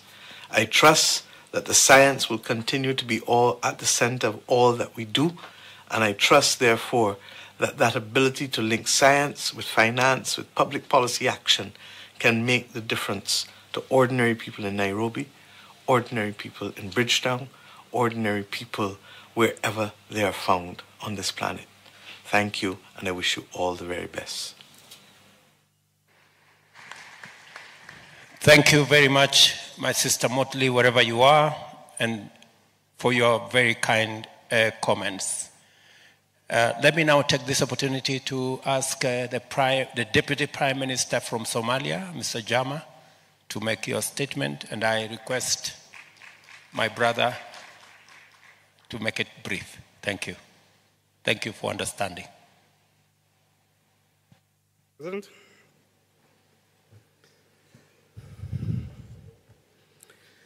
Your Excellency, President William Ruto, ladies and gentlemen, distinguished guests, fellow leaders from Africa and around the world.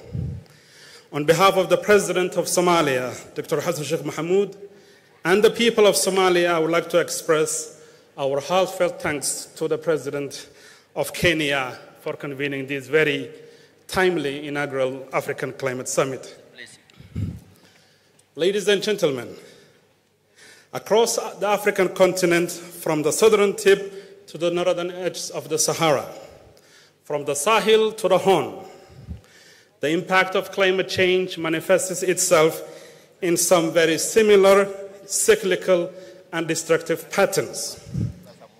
And it's this common threat that brings us all together to form a unified voice championed by President Ruto. Ladies and gentlemen, Somalia, located in the Horn of Africa, is acutely aware of the profound weight of climate change vulnerabilities. Rising temperatures are very common in Somalia, and the predictions state that by 2040, 2060, the temperature will increase by 1 to 1.7 degrees Celsius. Ladies and gentlemen, I want to highlight a set of variables that interact together and render the African states extremely vulnerable and their communities. The era of climate change has become synonymous with the nexus of food insecurity, forced migration, and displacement, coupled with conflict. It has been widely stated here today that over 150 million Africans are subject to food insecurity and hunger. Around 60 million of those are in the Eastern Africa and the Horn region, and 5 million. So today's very proud livestock herder or a farmer could overnight find themselves in an IDP camp outside the big cities, becoming another added number to climate change vulnerabilities. I would like to allude to an element of combating climate change that has not been widely discussed in this plenary today, and that is our coastlines and the blue economy that President Gailey spoke about. Somalia has the longest coastline in the mainland continent, but overall in Africa, our blue economy is underperforming, and rising water levels, extinction of coral reefs and mangroves, and biodiversity is an imminent threat. For the ocean gives us more than 50% of the oxygen that we consume. Ladies and gentlemen, Somalia annually loses a revenue worth of 300 million to illegal fishing. And I think investment in the sector will allow us to enhance our potential to cope with climate change. Ladies and gentlemen, the final question I would like to raise is how well are the African states and societies situated to combat climate change? I think that point has been very well articulated by the previous speakers. The African states have a unique set of challenges that puts them in a precarious situation. Limited fiscal space, changing global markets and volatility, lack of access to finance at a reasonable rate, all these elements compounded, and the climate change diverts the African states from investing in development and sustainable development goals, and on a regular basis focus on humanitarian interventions. Such an approach should be abandoned, and we must look for more meaningful engagement. Ladies and gentlemen, when droughts hit California, you do not see the death of people. But when droughts hit the Horn of Africa, you see both the death of people and the loss of livestock. So climate change affects Africa in some very profound and immediate ways. Finally, I fundamentally want to agree with the argument put forth by President Ruto that Africa should be and ought to be part of the solution to combat climate change. We have a very young, vibrant population. More than 70% of our population is young. We have 60% of the world's potential in terms of renewable energy. We have the greatest potential for agriculture and livestock. And instead of the world feeding us, Africa has the potential to feed the world. But for that to happen, there needs to be justice and reform in the global financial institution. If we cannot access finances at a reasonable rate, a rate equal to others, then for us, bringing about transformation would be an elusive goal. I'll give you the final example of where Somalia stands today. We are fighting a war against Al-Shabaab, Mr. President. That's why our president could not be here. He is in the front lines. We are finalizing a debt relief HIPC initiative that took us almost a decade, serious fiscal limitations. After we complete the fight against Al-Shabaab and we finish our debt relief program, we will find ourselves in a very interesting situation. Do we go for concessional loans to invest in infrastructure, in human capital, in sustainable development goals, or do we deal with the droughts? We almost averted a famine a year ago. Ladies and gentlemen, to conclude, in the last 30 years, Somalia has experienced 18 droughts, 2 famines, and equal number of floods. In order for us to develop the resilience and the mechanisms to cope with those things and empower our resilient citizens, we ask for international financial institutions to be reformed, adaptation programs to be increased, and Africans should have a common voice so that we can take it to the next scope. Thank you very much. Thank you very much, Deputy Prime Minister. And I want to confirm as a neighbor the whereabouts of the President of Somalia and give him our regards. Let me take this opportunity. The President of Nigeria passed by and did request me to give a chance, a very brief moment, Minister, 2 minutes. Isaac Adenkule, the Minister of State for Environment from Nigeria. If he is in the house, you have the floor. And, oh yeah, thank you. Minister, please make it brief.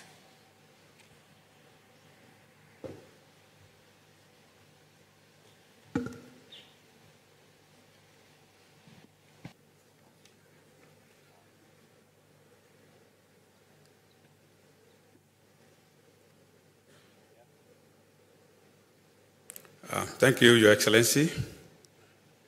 I am here to deliver the Nigerian statement on behalf of my President, the President of the Federal Republic of Nigeria, President Bola Ahmed Tinubu, who is unable to be here because he has to be in New Delhi, India, to be part of the summit of G20 leaders. Your Excellencies, President of the African Union, my brother, the President of Kenya, fellow African presidents, distinguished participants, ladies and gentlemen. Excellencies, speaking on behalf of Nigeria, I extend my heartfelt congratulations for the landmark occasion that marks the inaugural AU African Summit. This event, as well as our recent efforts and advocacy on the topic of climate change, boldly demonstrates to the global community that Africa is rising to the challenge and taking decisive steps to deliver a sustainable economic future for our people. The African Climate Summit occurs at a pivotal juncture offering us an exclusive stage to spotlight our priorities, solutions, and needs regarding climate action to the global community. As a continent, it is critical that climate action spurs socio-economic development for us. We know that with robust planning and increased investment in the region, this is achievable. Africa is already bearing the brunt of a climate crisis that it did not cause. But our continent, with our significant renewable energy resources, critical minerals, vast carbon sink, and growing population, can be a strong solution center. Distinguished participants, in Nigeria, we have articulated our unchanging position to advance climate action without jeopardizing economic development. We designed an ambitious energy transition plan to achieve universal access to energy by 2030 and net zero emission by 2060, while prioritizing industrialization, job creation, and economic growth. Significantly, our plan helps to crystallize the scale of resources needed to deliver climate targets, so that by the current financial flows will not suffice. Nigeria's energy transition plan requires 1.9 trillion in spending up to 2060, including 410 billion above business as usual spending. This is additional financing requirement translates to about 10 billion per annum, but average international financing flows to Nigeria for clean energy have been about 655 million per year over the last decade. Similarly, the unconditional target in our nationally determined contributions requires $7.7 billion in investment annually. In 2019-2020, all sub-Saharan Africa received barely approximately $20 billion USD in climate finance. Annual climate finance flows to Africa are currently just 11% of what we require, so more investments have to come to the continent. For us in Nigeria, we are presently establishing partnership with both public and private sector players, driving innovative policy changes, advancing renewable energy projects, including on-grid solar and electric vehicle development, and exploring innovative financing mechanisms like carbon trading to lay the foundation for an all-encompassing transition. I recently made public the key focus of my government captured as an 8-point agenda.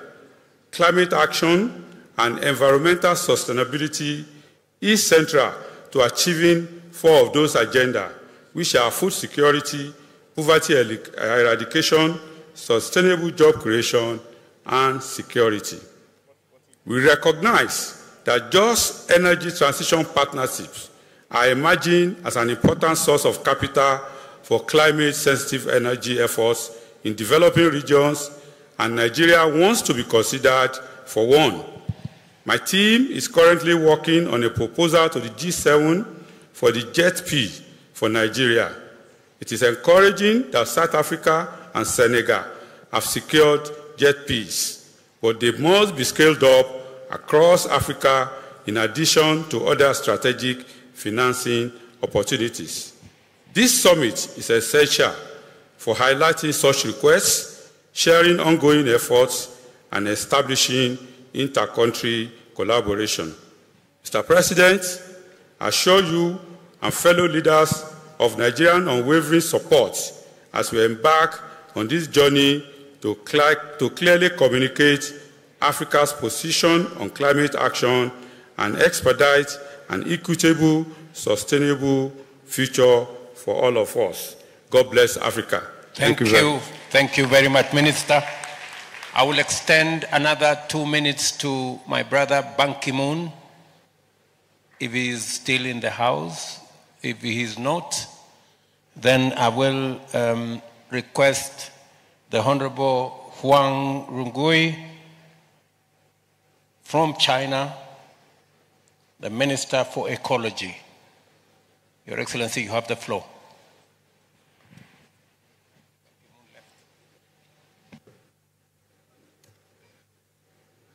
OK， 尊敬的鲁托总统，尊敬的阿苏马尼总统，尊敬的各位元首、各位部长、各位同事、女士们、先生们，大家下午好。今天我很荣幸代表中国政府受邀请参加非洲气候峰会，与非洲国家的领导人、各位朋友、各位同事，我们一起共同讨论积极应对气候变化，实现可持续发展。这里我首先要感谢肯尼亚政府和鲁托总统成功举办了这一次盛会，也非常感谢鲁托总统邀请中国政府出席这次会议。今年以来，全球极端天气事件频发，加拿大的森林野火肆虐，中国的多地高温和洪水事件频发，马拉维等非洲国家的洪水、泥石流和滑坡灾害，以及高温热浪，这些都已经造成了严重的生命财产损失和生态的危机。气候变化是全球性的挑战，我们唯有团结合作，才能有效应对。联合国气候变化框架公约及其巴黎协定的达成来之不易，体现了全球最大的共识。我们应始终坚持共同带有区别的责任原则、公平的原则和各自能力的原则，筑牢全球气候合作的政治基础。非洲大陆是一片特别脆弱的土地，也是全球最易受气候变化影响的地区之一。在全球气候治理的行动中，也是一支不可缺少的重要力量。面临发展、减贫、应对气候变化多重的挑战，非洲国家应采取有力的行动，适应气候变化，减缓适应气候变化，为全球实现巴黎协定目标做出我们的努力。中国是拥有14亿多人口的最大的发展中国家，对非洲面临的困难和挑战，我们感同身受。中国国家主席习近平指出，应对气候变化不是别人叫我们做，而是我们自己必须要做的。中国提出了2030年前碳达峰、2060年前碳中和的 NDC 目标，我们采取有力的行动，已取得了积极进展。可以说，这方面中国是应对气候变化的积极行动派。过去10年，中国以年均3%的能源消费支撑了年均超过6%的经济增长。可再生能源的装机到去年年底已经超过了13亿千瓦，并且极大地降低了全球可再生能源的成本，为全球应对气候变化和减排做出了巨大的贡献。我们建成了覆盖45亿吨二氧化碳排放的全国的碳市场，生产了全球1半以上的新能源汽车，累计造林10.2亿亩，为全球贡献了1/4的新增的绿化面积。过去10年，中国与非洲国家的气候合作取得了巨大的实效。我们积极推动非洲国家建设低碳和适应气候变化的示范区，加强清洁能源、领域的基础设施建设合作，支持智慧农业设施，援助增强防灾减灾能力，支持实施绿色长城计划。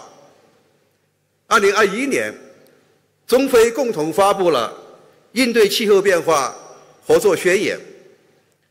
截至2023年8月，中国已与15个非洲国家签署了合作应对气候变化的谅解备忘录。借此机会我也非常荣幸地宣布，为落实宣言，中国计划开发实施应对气候变化南南合作的非洲光带项目，援助非洲相关国家开发利用太阳能资源，帮助解决用电困难，助力实现全社会的绿色低碳发展。发展承载着人民对美好生活的向往，发展中国家的第一要务就是发展是发展中国家的第一要务。近期习近平主席发起了支持非洲工业化倡议、中国助力非洲农业现代化计划等新举措、新倡议。我们愿与非洲国家一起，共同探讨深化中非合作应对气候变化与可持续发展，携手推进绿色低碳的现代化进程。同时，我们也呼吁发达国家主动承担历史责任，尽快兑现每年为发展中国家提供至少1000亿美元气候资金的承诺，并使适应资金翻番。作为生物多样性公约第15次缔约大会 COP15 的主席，我还想呼吁各位要重视生物多样性保护与应对气候变化的内在联系。我刚才听了不少国家领导人的发言，都谈到非洲大陆有非常丰富的森林资源，也蕴含着极大的碳汇资源。中国愿与国际社会一道，推动全面落实昆明、蒙特利尔全球生物多样性框架，共建人与自然和谐共生的地球家园。最后，我预祝本次会议取得圆满成功，谢谢大家。Thank you very much, Minister. Let me now take this opportunity for another 2 minutes to ask my brother Achin Steiner, the UN Undersecretary responsible for UNDP, to make some brief remarks. That is another Kenyan from a place called Nakuru. Asante sana, Mr. President, Chairperson of the African Union Commission, Heads of State and Government, Excellencies, ladies and gentlemen. A great deal has been said this morning, but I'm still inspired, if I may say so, by your speech this morning, Mr. President. And with that, I take a license for a moment to take you back to a year in Kenya's history when you were 15 and I just a little bit older. It was the year that in Olkaria, in Hell's Gate National Park, the first geothermal unit was installed. I mention this because the journey of Kenya in so many ways represents, when it comes to the energy sector, to leadership, to transition, to many of the things that you spoke about this morning, reflects what happens when people do not take the answer, it's not possible, it's not doable, it's too expensive, too seriously. Hell's Gate National Park is only about an hour outside Nairobi. Kenyans know it well. Visitors, please visit it, because it is today one of the most remarkable places, the backbone of Kenya's electricity generating economy. That first Mitsubishi turbine installed in 1981 was installed against a great deal of skepticism. I learned about this history during the years that I spent here. It took many pioneers to envisage it. Today, Mr. President, I believe that Olkaria, with its various generating turbines, generates almost 1,000 megawatts of electricity. And ladies and gentlemen, you are in a country that may very well become the first country in modern history to actually generate its entire electricity supply with clean energy sources. Kenya today is a country that has passed the 92% mark, and it is no longer alone. In fact, Mr. President, there is another country in South America I visited and I did not know. Uruguay today, well over 90% of its electricity supply with renewables. This is not to say that every country can follow the same path, but what we do in UNDP, and why I'm so proud to be here together with my Secretary General and so many of the partners that are today invested in precisely the kind of vision that you have laid out for Africa, is that we can be partners. We have listened, we have learned together, and today, as UNDP, 36 countries on the African continent have invited UNDP to help them undertake integrated national financing frameworks to address this continuously frustrating reality that this continent is asked to borrow for things that it was neither responsible for nor it can afford to borrow in this world of today. That is why looking at finance with the kind of lens that you have both spoken to this morning is so important. Secondly, also pioneering projects such as solar mini-grids, another major enterprise of UNDP. For the first time in history, we are supporting 21 African countries to try and connect over the next few years 260 million people to electricity supplies. A $65 billion investment opportunity, but it needs hard work, both to prepare the ground, to find the investors, and to then roll it out. And finally, Mr. President, let me just commit to you, in the presence of so many leaders from across the continent, the United Nations Development Programme, as part of the United Nations family, as you heard from the Secretary General this morning, is deeply committed to Africa's future transitions, coming out of the reality of today, but investing every day across the continent. I'm proud to today lead an organization within our UN development system that is literally present in every African country on this continent. We are invested in terms of your nationally determined contributions. We are invested in your energy transition just as deeply as we're invested in poverty eradication and ultimately a future for Africa that you spoke so eloquently this morning. Thank you so much for the privilege of addressing you today, and thank you. Thank you very much, Steiner. I guess everybody, when they get a chance, they speak about their village. The Olkaria, where Steiner has very passionately talked about, is in his county of Nakuru. Thank you very much. Now, let me give another 2 minutes. Finally, this is the final one, to Bill Gates on video for 2 minutes, and then we will move the program to the next stage.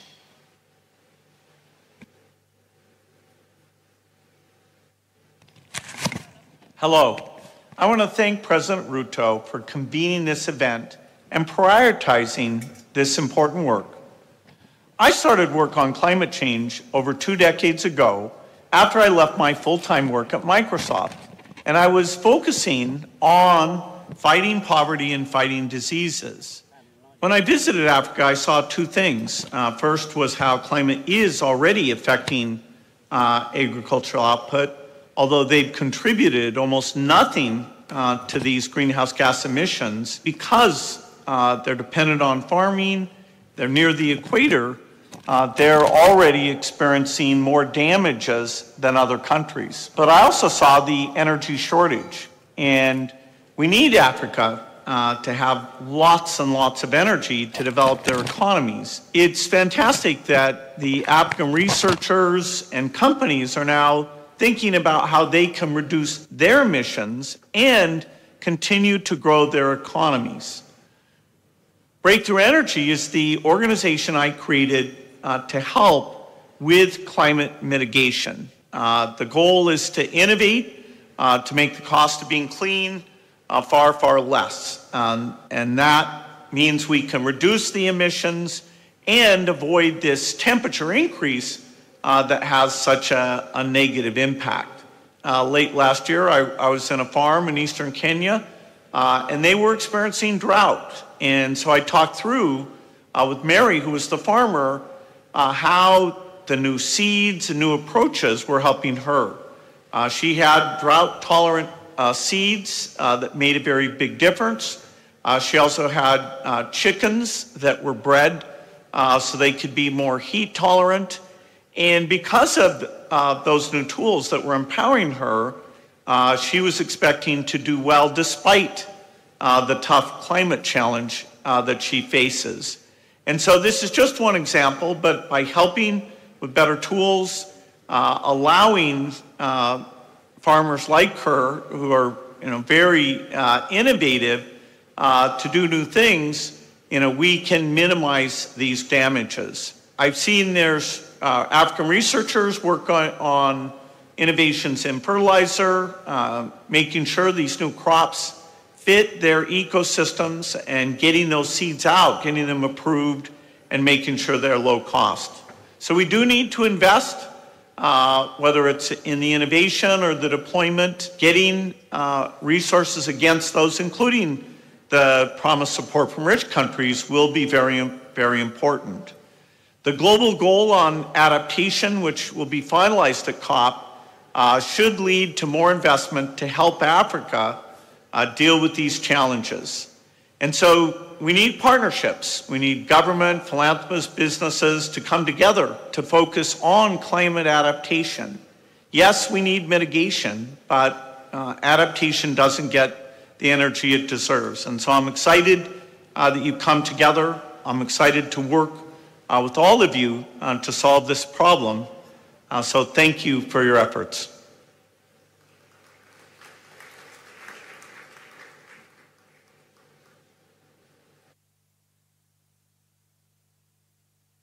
So ladies and gentlemen, as we now wait, we're going to take a very short interlude of music.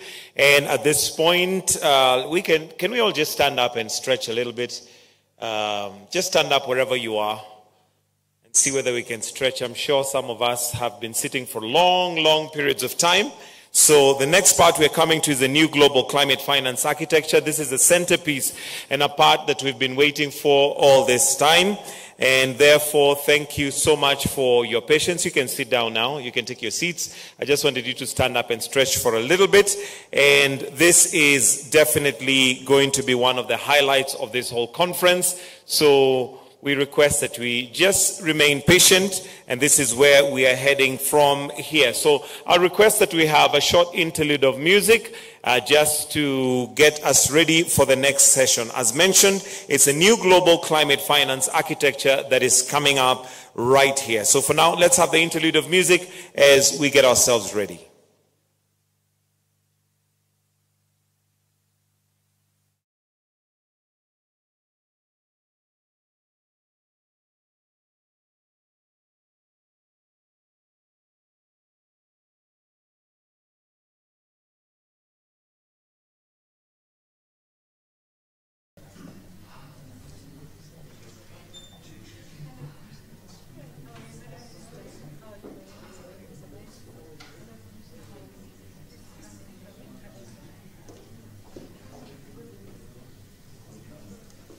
Good evening. Good evening. Yes, Madam Commissioner.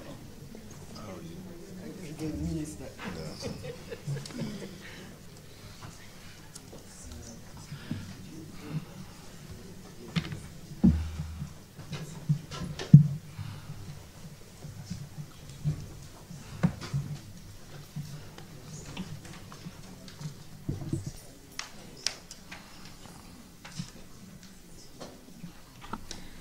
Thank you very much, colleagues and our guests. Thank you very much for your patience. Our briefing is about to start. I will introduce myself. My name is Wayne Musabayana. I'm Head of Communication at the African Union Commission. And at this point, I'm just going to ask all of us to settle down so that we can begin our briefing.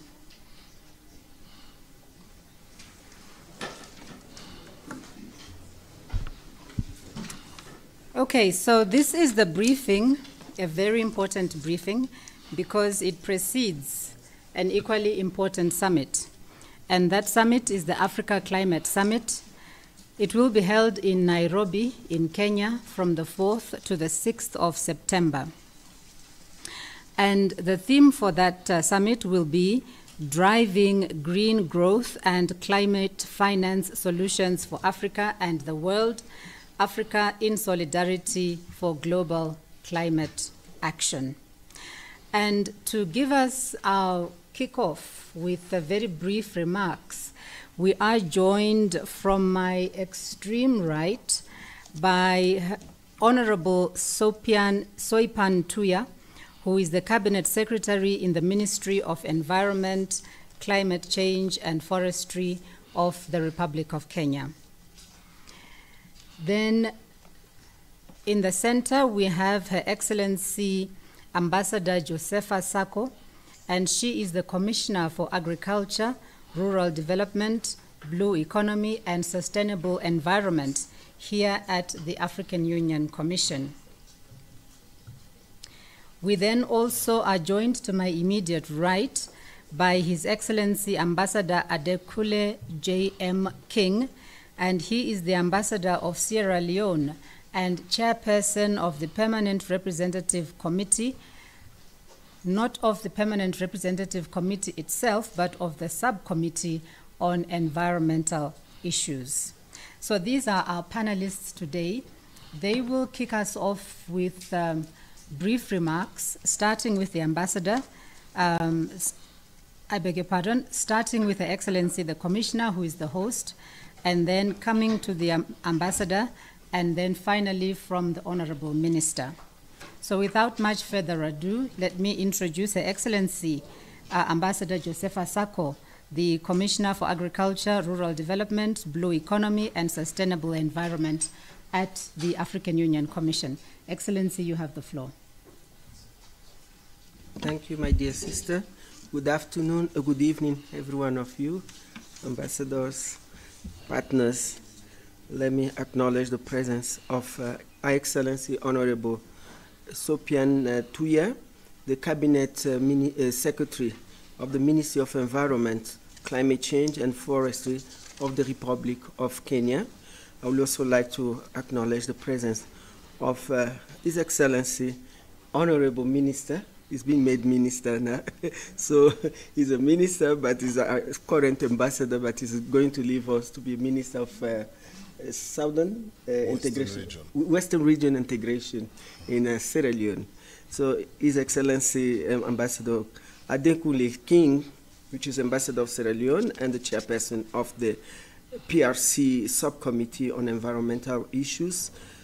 Excellencies, Ambassador present here, partners, colleagues, it's really a pleasure for us to receive you here to give you a brief about this important event that is taking place in Kenya from the 4th to the 6th of September. This is the inaugural African Climate Summit. It's very important for us. So let me just go to why are we trying to organize this thing, why we think that it is important for Africa to speak in one voice, for Africa to organize itself and be a partner, a global partner in this conversation of the challenges that we are going through globally. All of us, we are having issues of the climate change, so it's time for us to act now and to save this planet. So Africa is determined to bring about transformative development in order to achieve the aspiration of our blueprint, which is the Agenda 2063, the Africa we all want. Linked to these lofty goals are the various flagship programs, such as the African Continental Free Trade Area, the Industrialization Agenda, the Integrated High-Speed Train Network, the Grand Inga Dam project, and the CADEP project for the transformation of agriculture on the continent. Those are the real flagship programs that we have. So, but these flagship programs, we are not seeing much progress because of this issue of the climate change. We know that the environment is life, and where we live, we need to really take care of it. Once it is sick, it is disturbed, we cannot achieve all the goals that we are setting to ourselves in our blueprint agenda, like the Agenda 2063. Africa has the right human and natural resources to achieve our development goal and to contribute to the development of other continents as well as to addressing global challenges. Let me give you share with you some statistics about the impact of this climate change. Yet on the continent, we have 400 million of our people in Africa have no access to clean drinking water because we don't manage our water perfectly good. And then we have 700 million have no access to good sanitation on the continent. As if that is not enough, because when we don't have water and sanitation, we have other issues. About 44% of the population is currently in darkness due to lack of electricity, whereas we have all the potential to really have this, mostly the rural electrification, because we cannot talk about digitalization when we don't have light, so it doesn't happen. We have to look at it very seriously because we need electrification. So with this, while we have also 800 million people in Africa have no access to clean cooking means. That is why deforestation is there.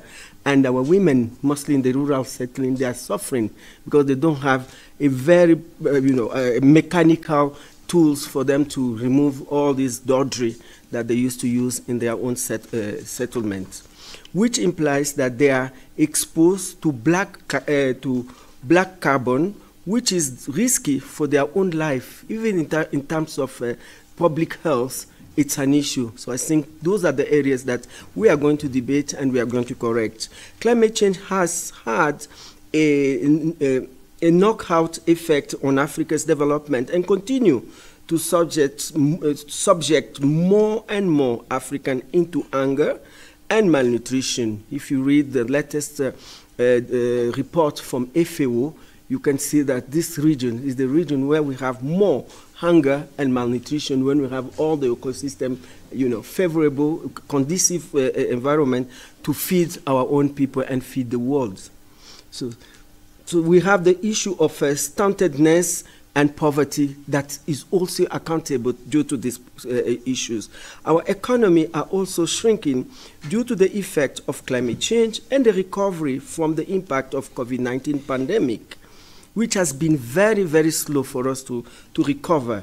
Debt stress has been compounded by the impact of COVID-19, climate change, and the unfair international monetary system, which tend to be biased against Africa. Our access to those funds, even the climate fund, is really an issue.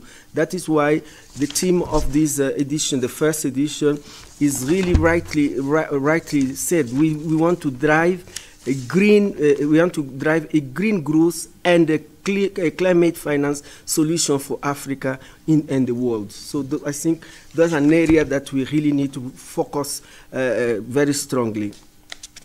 Therefore, with the wisdom of our head of states and government, they decided for the African Union to convene an African Climate Summit, and we are gratefully to the government of the Republic of Kenya through His Excellency President William Ruto for graciously offering to host it in Nairobi from 4th to 6th September 2024. And we will also like to welcome Minister here to come and brief us and with our partners, the ambassadors accredited here, so that you know that you can come and join us, because this is our conversation, but we want you people to come and support us where you have change experience, knowledge changing.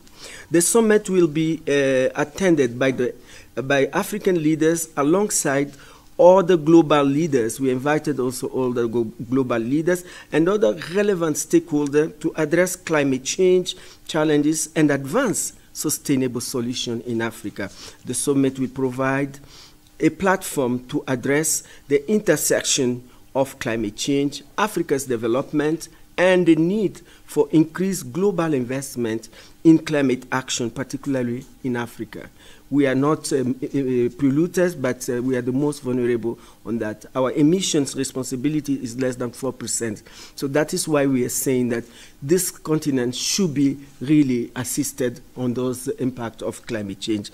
To seek the launch of a renewed African ambition for green growth and promote climate finance solution, the expected outputs include the African leaders' Nairobi Declaration on green growth and climate finance solution, a pathway to a new global financial deal, investment commitment, and announcement of measure initiative.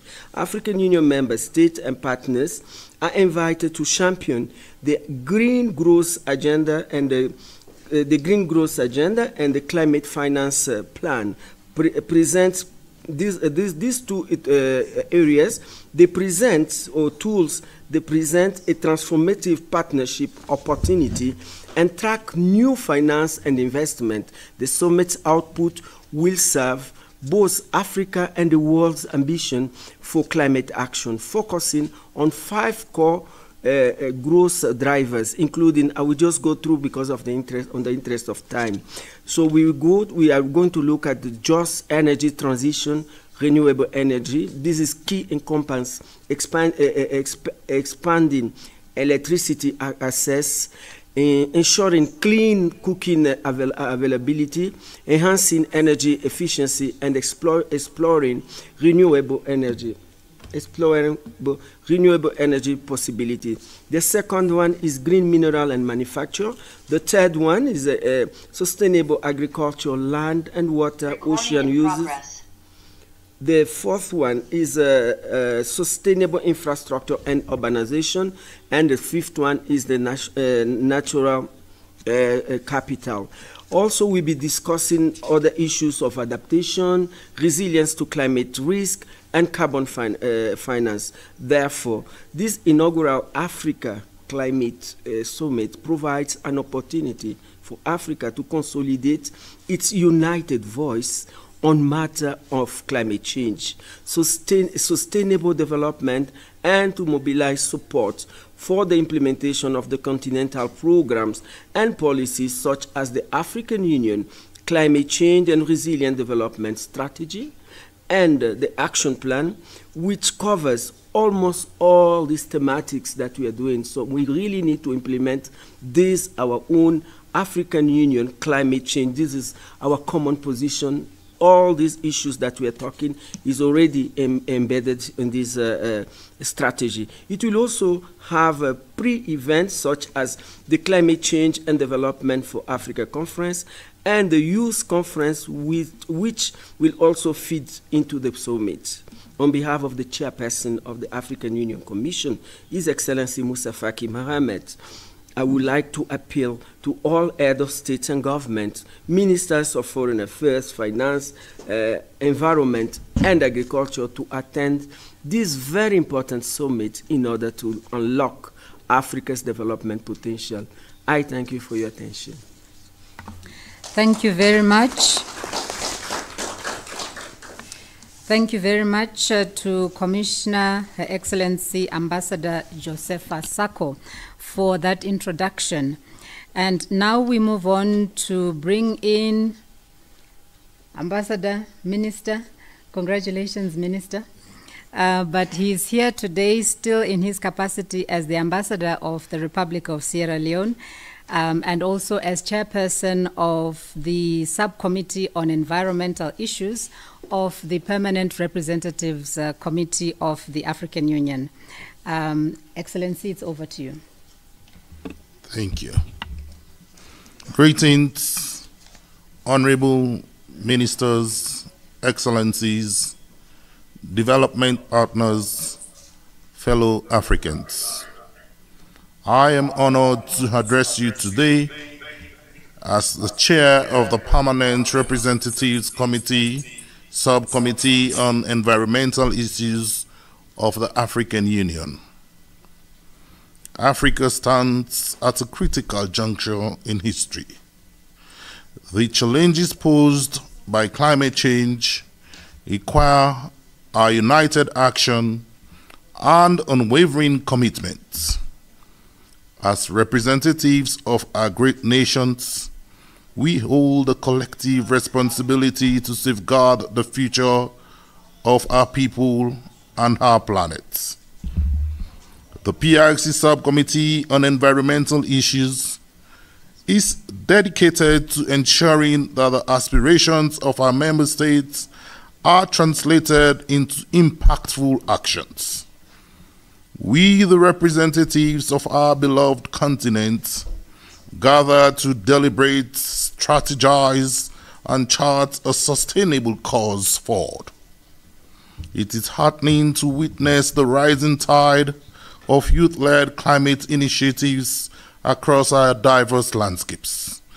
Our young leaders are pioneering renewable energy projects, advocating for climate policies, and nurturing sustainable practices. Their passion and commitment inspire us all. As the convener of the Africa Climate Summit, the African Union provides a platform for dialogue, collaboration, and transformative action. This summit is a testament to our continent's resolve to take charge of our destiny and drive a climate-resilient development that resonates globally. We stand committed to amplifying your voices, your concerns, and your solutions. Through constructive dialogue and strategic partnerships, we are advancing policies that promote climate resilience, sustainable development, and environmental justice. Our shared vision is one of climate-resilient communities, thriving ecosystems, and a future where every African can pursue their dreams without the shadow of climate uncertainty. In the spirit of unity and collaboration, let us seize the historic moments, this Africa Climate Summit, to redefine the narrative of our continent. Let us empower our youth and women, honor our traditions, and shape a future where Africa's interests are not only protected, but also serve as a beacon of inspiration for the world. I invite you all to engage, to contribute, and to drive change. Together, as proud representatives of Africa, let us leave a legacy of hope, resilience, and transformation through the upcoming Africa Climate Summit. Thank you. Asante, merci, sukra, muito obrigado. Thank you very much, Honorable Minister. We now move on to Honorable Minister Soipan Tuya, who is the Cabinet Secretary in the Ministry of Environment, Climate Change and Forestry in the Republic of Kenya. Honorable Minister, it's over to you. Thank you. Thank you very much. Am I audible enough?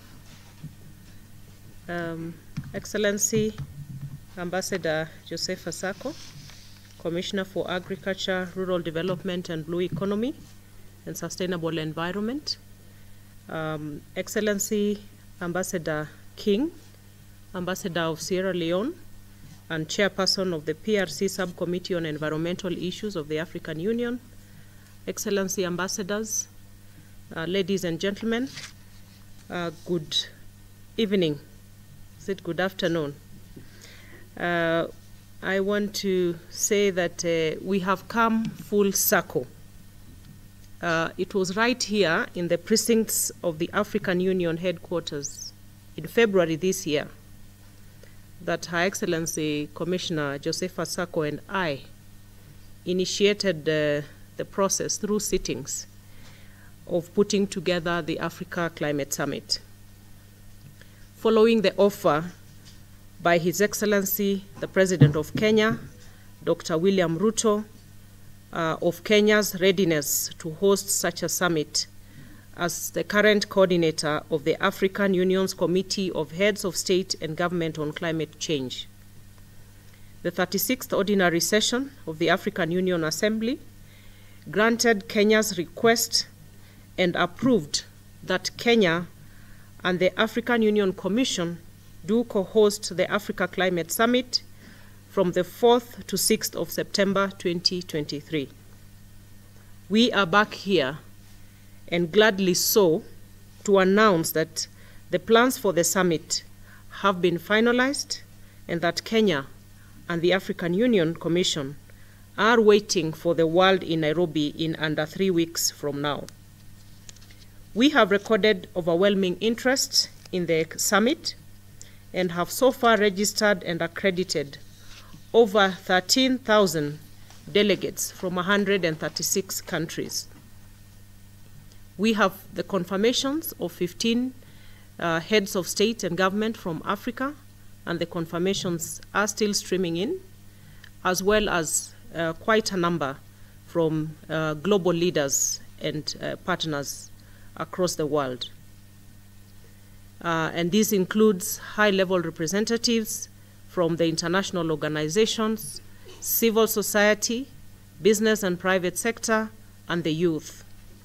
We are here in Addis to meet with the Permanent Representatives Committee of the African Union, as well as the Ministers of Environment under the umbrella of AMSEN from across Africa, to push this agenda and request them to interest their presidents, heads of government, and their senior government officials to attend and participate in the Africa Climate Summit.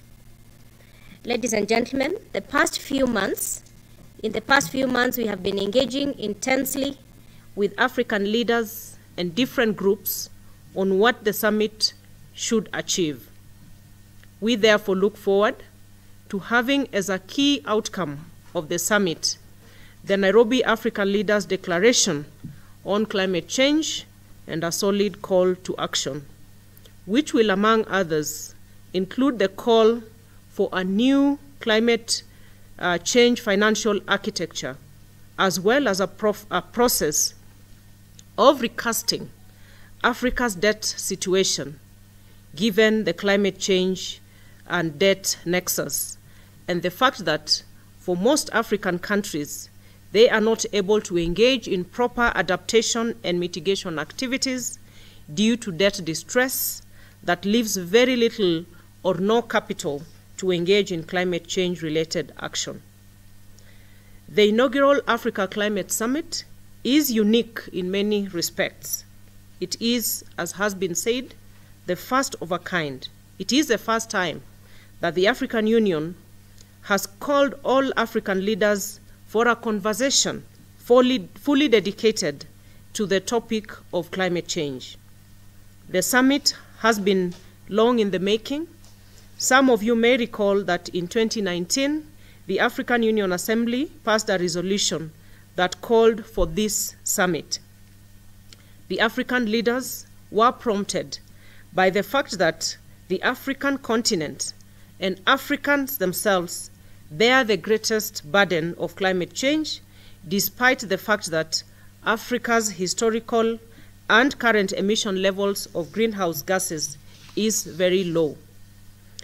The African leaders were also concerned by the fact that at other international fora on climate change, the developed countries make promises year in, year out, but the promises and pledges are not met with any solid commitments or actions to see through the globally agreed measures that would help climate change adaptation and mitigation. The summit is therefore one that is proposing a very bold and new narrative so that we don't continue doing things the same way and expecting different results. The international meetings on climate change have done very little to reduce emissions of greenhouse gases, which are rising by the day. New reports by Intergovernmental Panel on Climate Change show that carbon emissions are increasing and the world is not on track to keep temperatures within the 1.5 degrees as set a target under the Paris Agreement. Against this background, The Africa Climate Summit has therefore been planned to show the solutions that the continent of Africa can provide to the global community in combating climate change. The solutions that will be fronted from the Africa Climate Summit are therefore those that are calling for the urgency and the scale, and also that we have to approach this from a global perspective. The summit is going to show the immense resource potential in Africa, and I will not go into the details as Her Excellency has put out the statistics in terms of the potential, the untapped potential that lies in Africa, the renewable energy potential ranging from solar, hydro, and wind energy. The continent also boasts of large arable agricultural land that, if properly exploited, can feed the whole world with least emissions of greenhouse gases. Africa, in this summit, will also showcase its critical green mineral potential and advocate for value addition of these minerals in Africa to create jobs for the large and growing population and reduce the carbon footprints of processing these minerals outside of the continent. Africa will be showcasing the immense carbon sink potential that go a long way in ensuring the much needed carbon sequestration. Africa will be urging the world to bring capital that is adequate, equitable, timely, and at scale to match these resources as we move the world towards a green growth and low carbon development pathway. Ladies and gentlemen, the Africa Climate Summit is not going to be a forum for blame games. It is going to provide an opportunity for partnerships where Africa and the world are offered trade and investment opportunities in ways that ensure sustainable development. Africa is willing, and is demonstrated through this summit, to commit its assets, including those that have been espoused, to lead the global decarbonization agenda. That is what the summit will be about. It is time, Africa, it is time that Africa became the solution provider to global problems, as opposed to the normal stories and depiction of Africa as a vulnerable continent awaiting support from outside, because we believe that with the immense resources that we have that require the capital, require the innovations that we may not have, will actually be available for investments that provide a global decarbonization for everybody. As Africa, we are committed to pursuing a vision of climate-positive green growth that will drive inclusive economic growth, poverty reduction, and job creation, while limiting our emissions and contributing significantly to global reductions.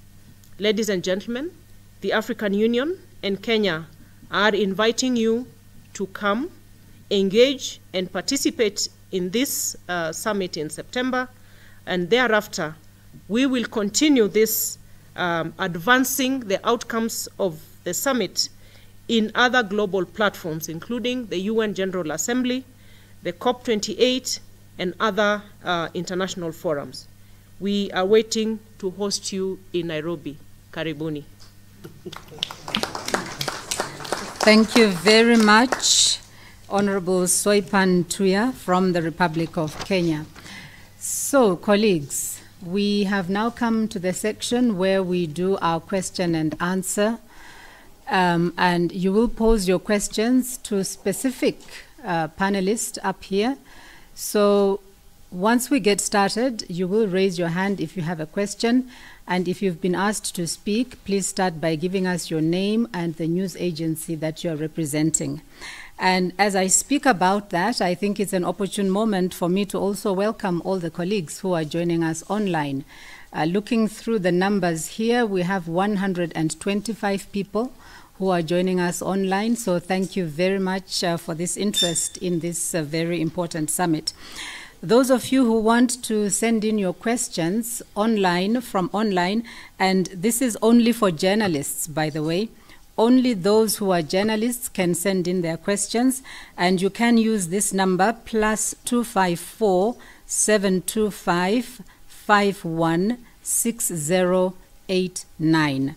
So you can send in your questions through that WhatsApp number, identifying yourself by name and by the organization that you are working for, and I will then pose your question to the panelists here. I think also to make my work a little bit easier, also indicate to whom that question is intended. All right, so now let me start with those who are here to see if we have any questions coming from the floor. Please, sir, go ahead.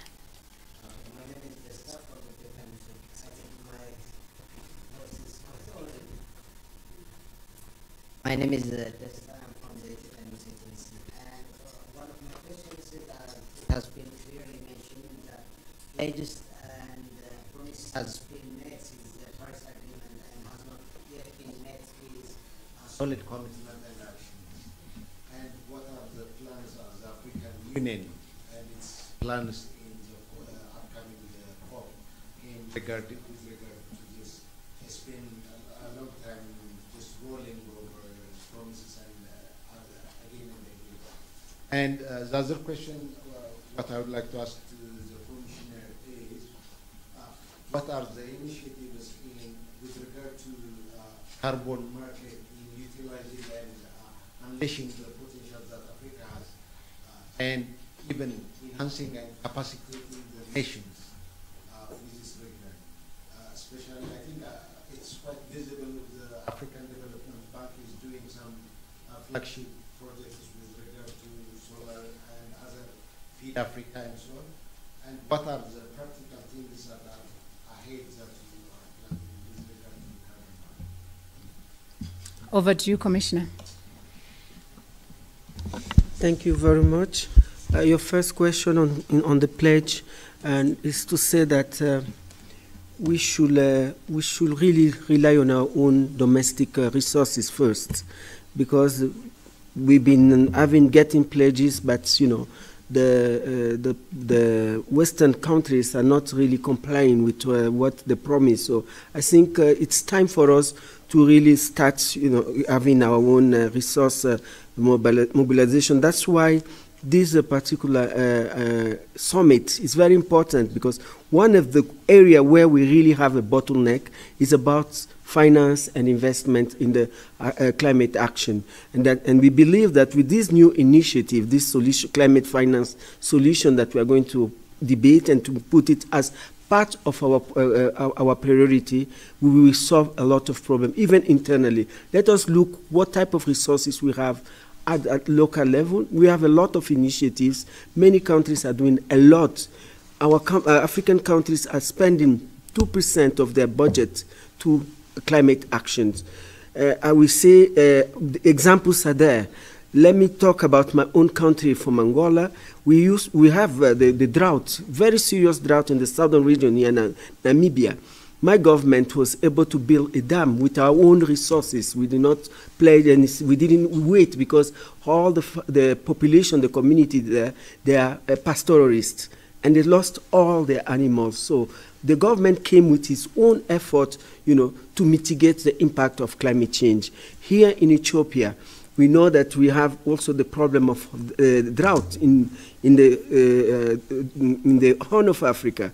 Ethiopia today, because of the impact of Ukraine, those are conflict, Ukraine and the Russia crisis.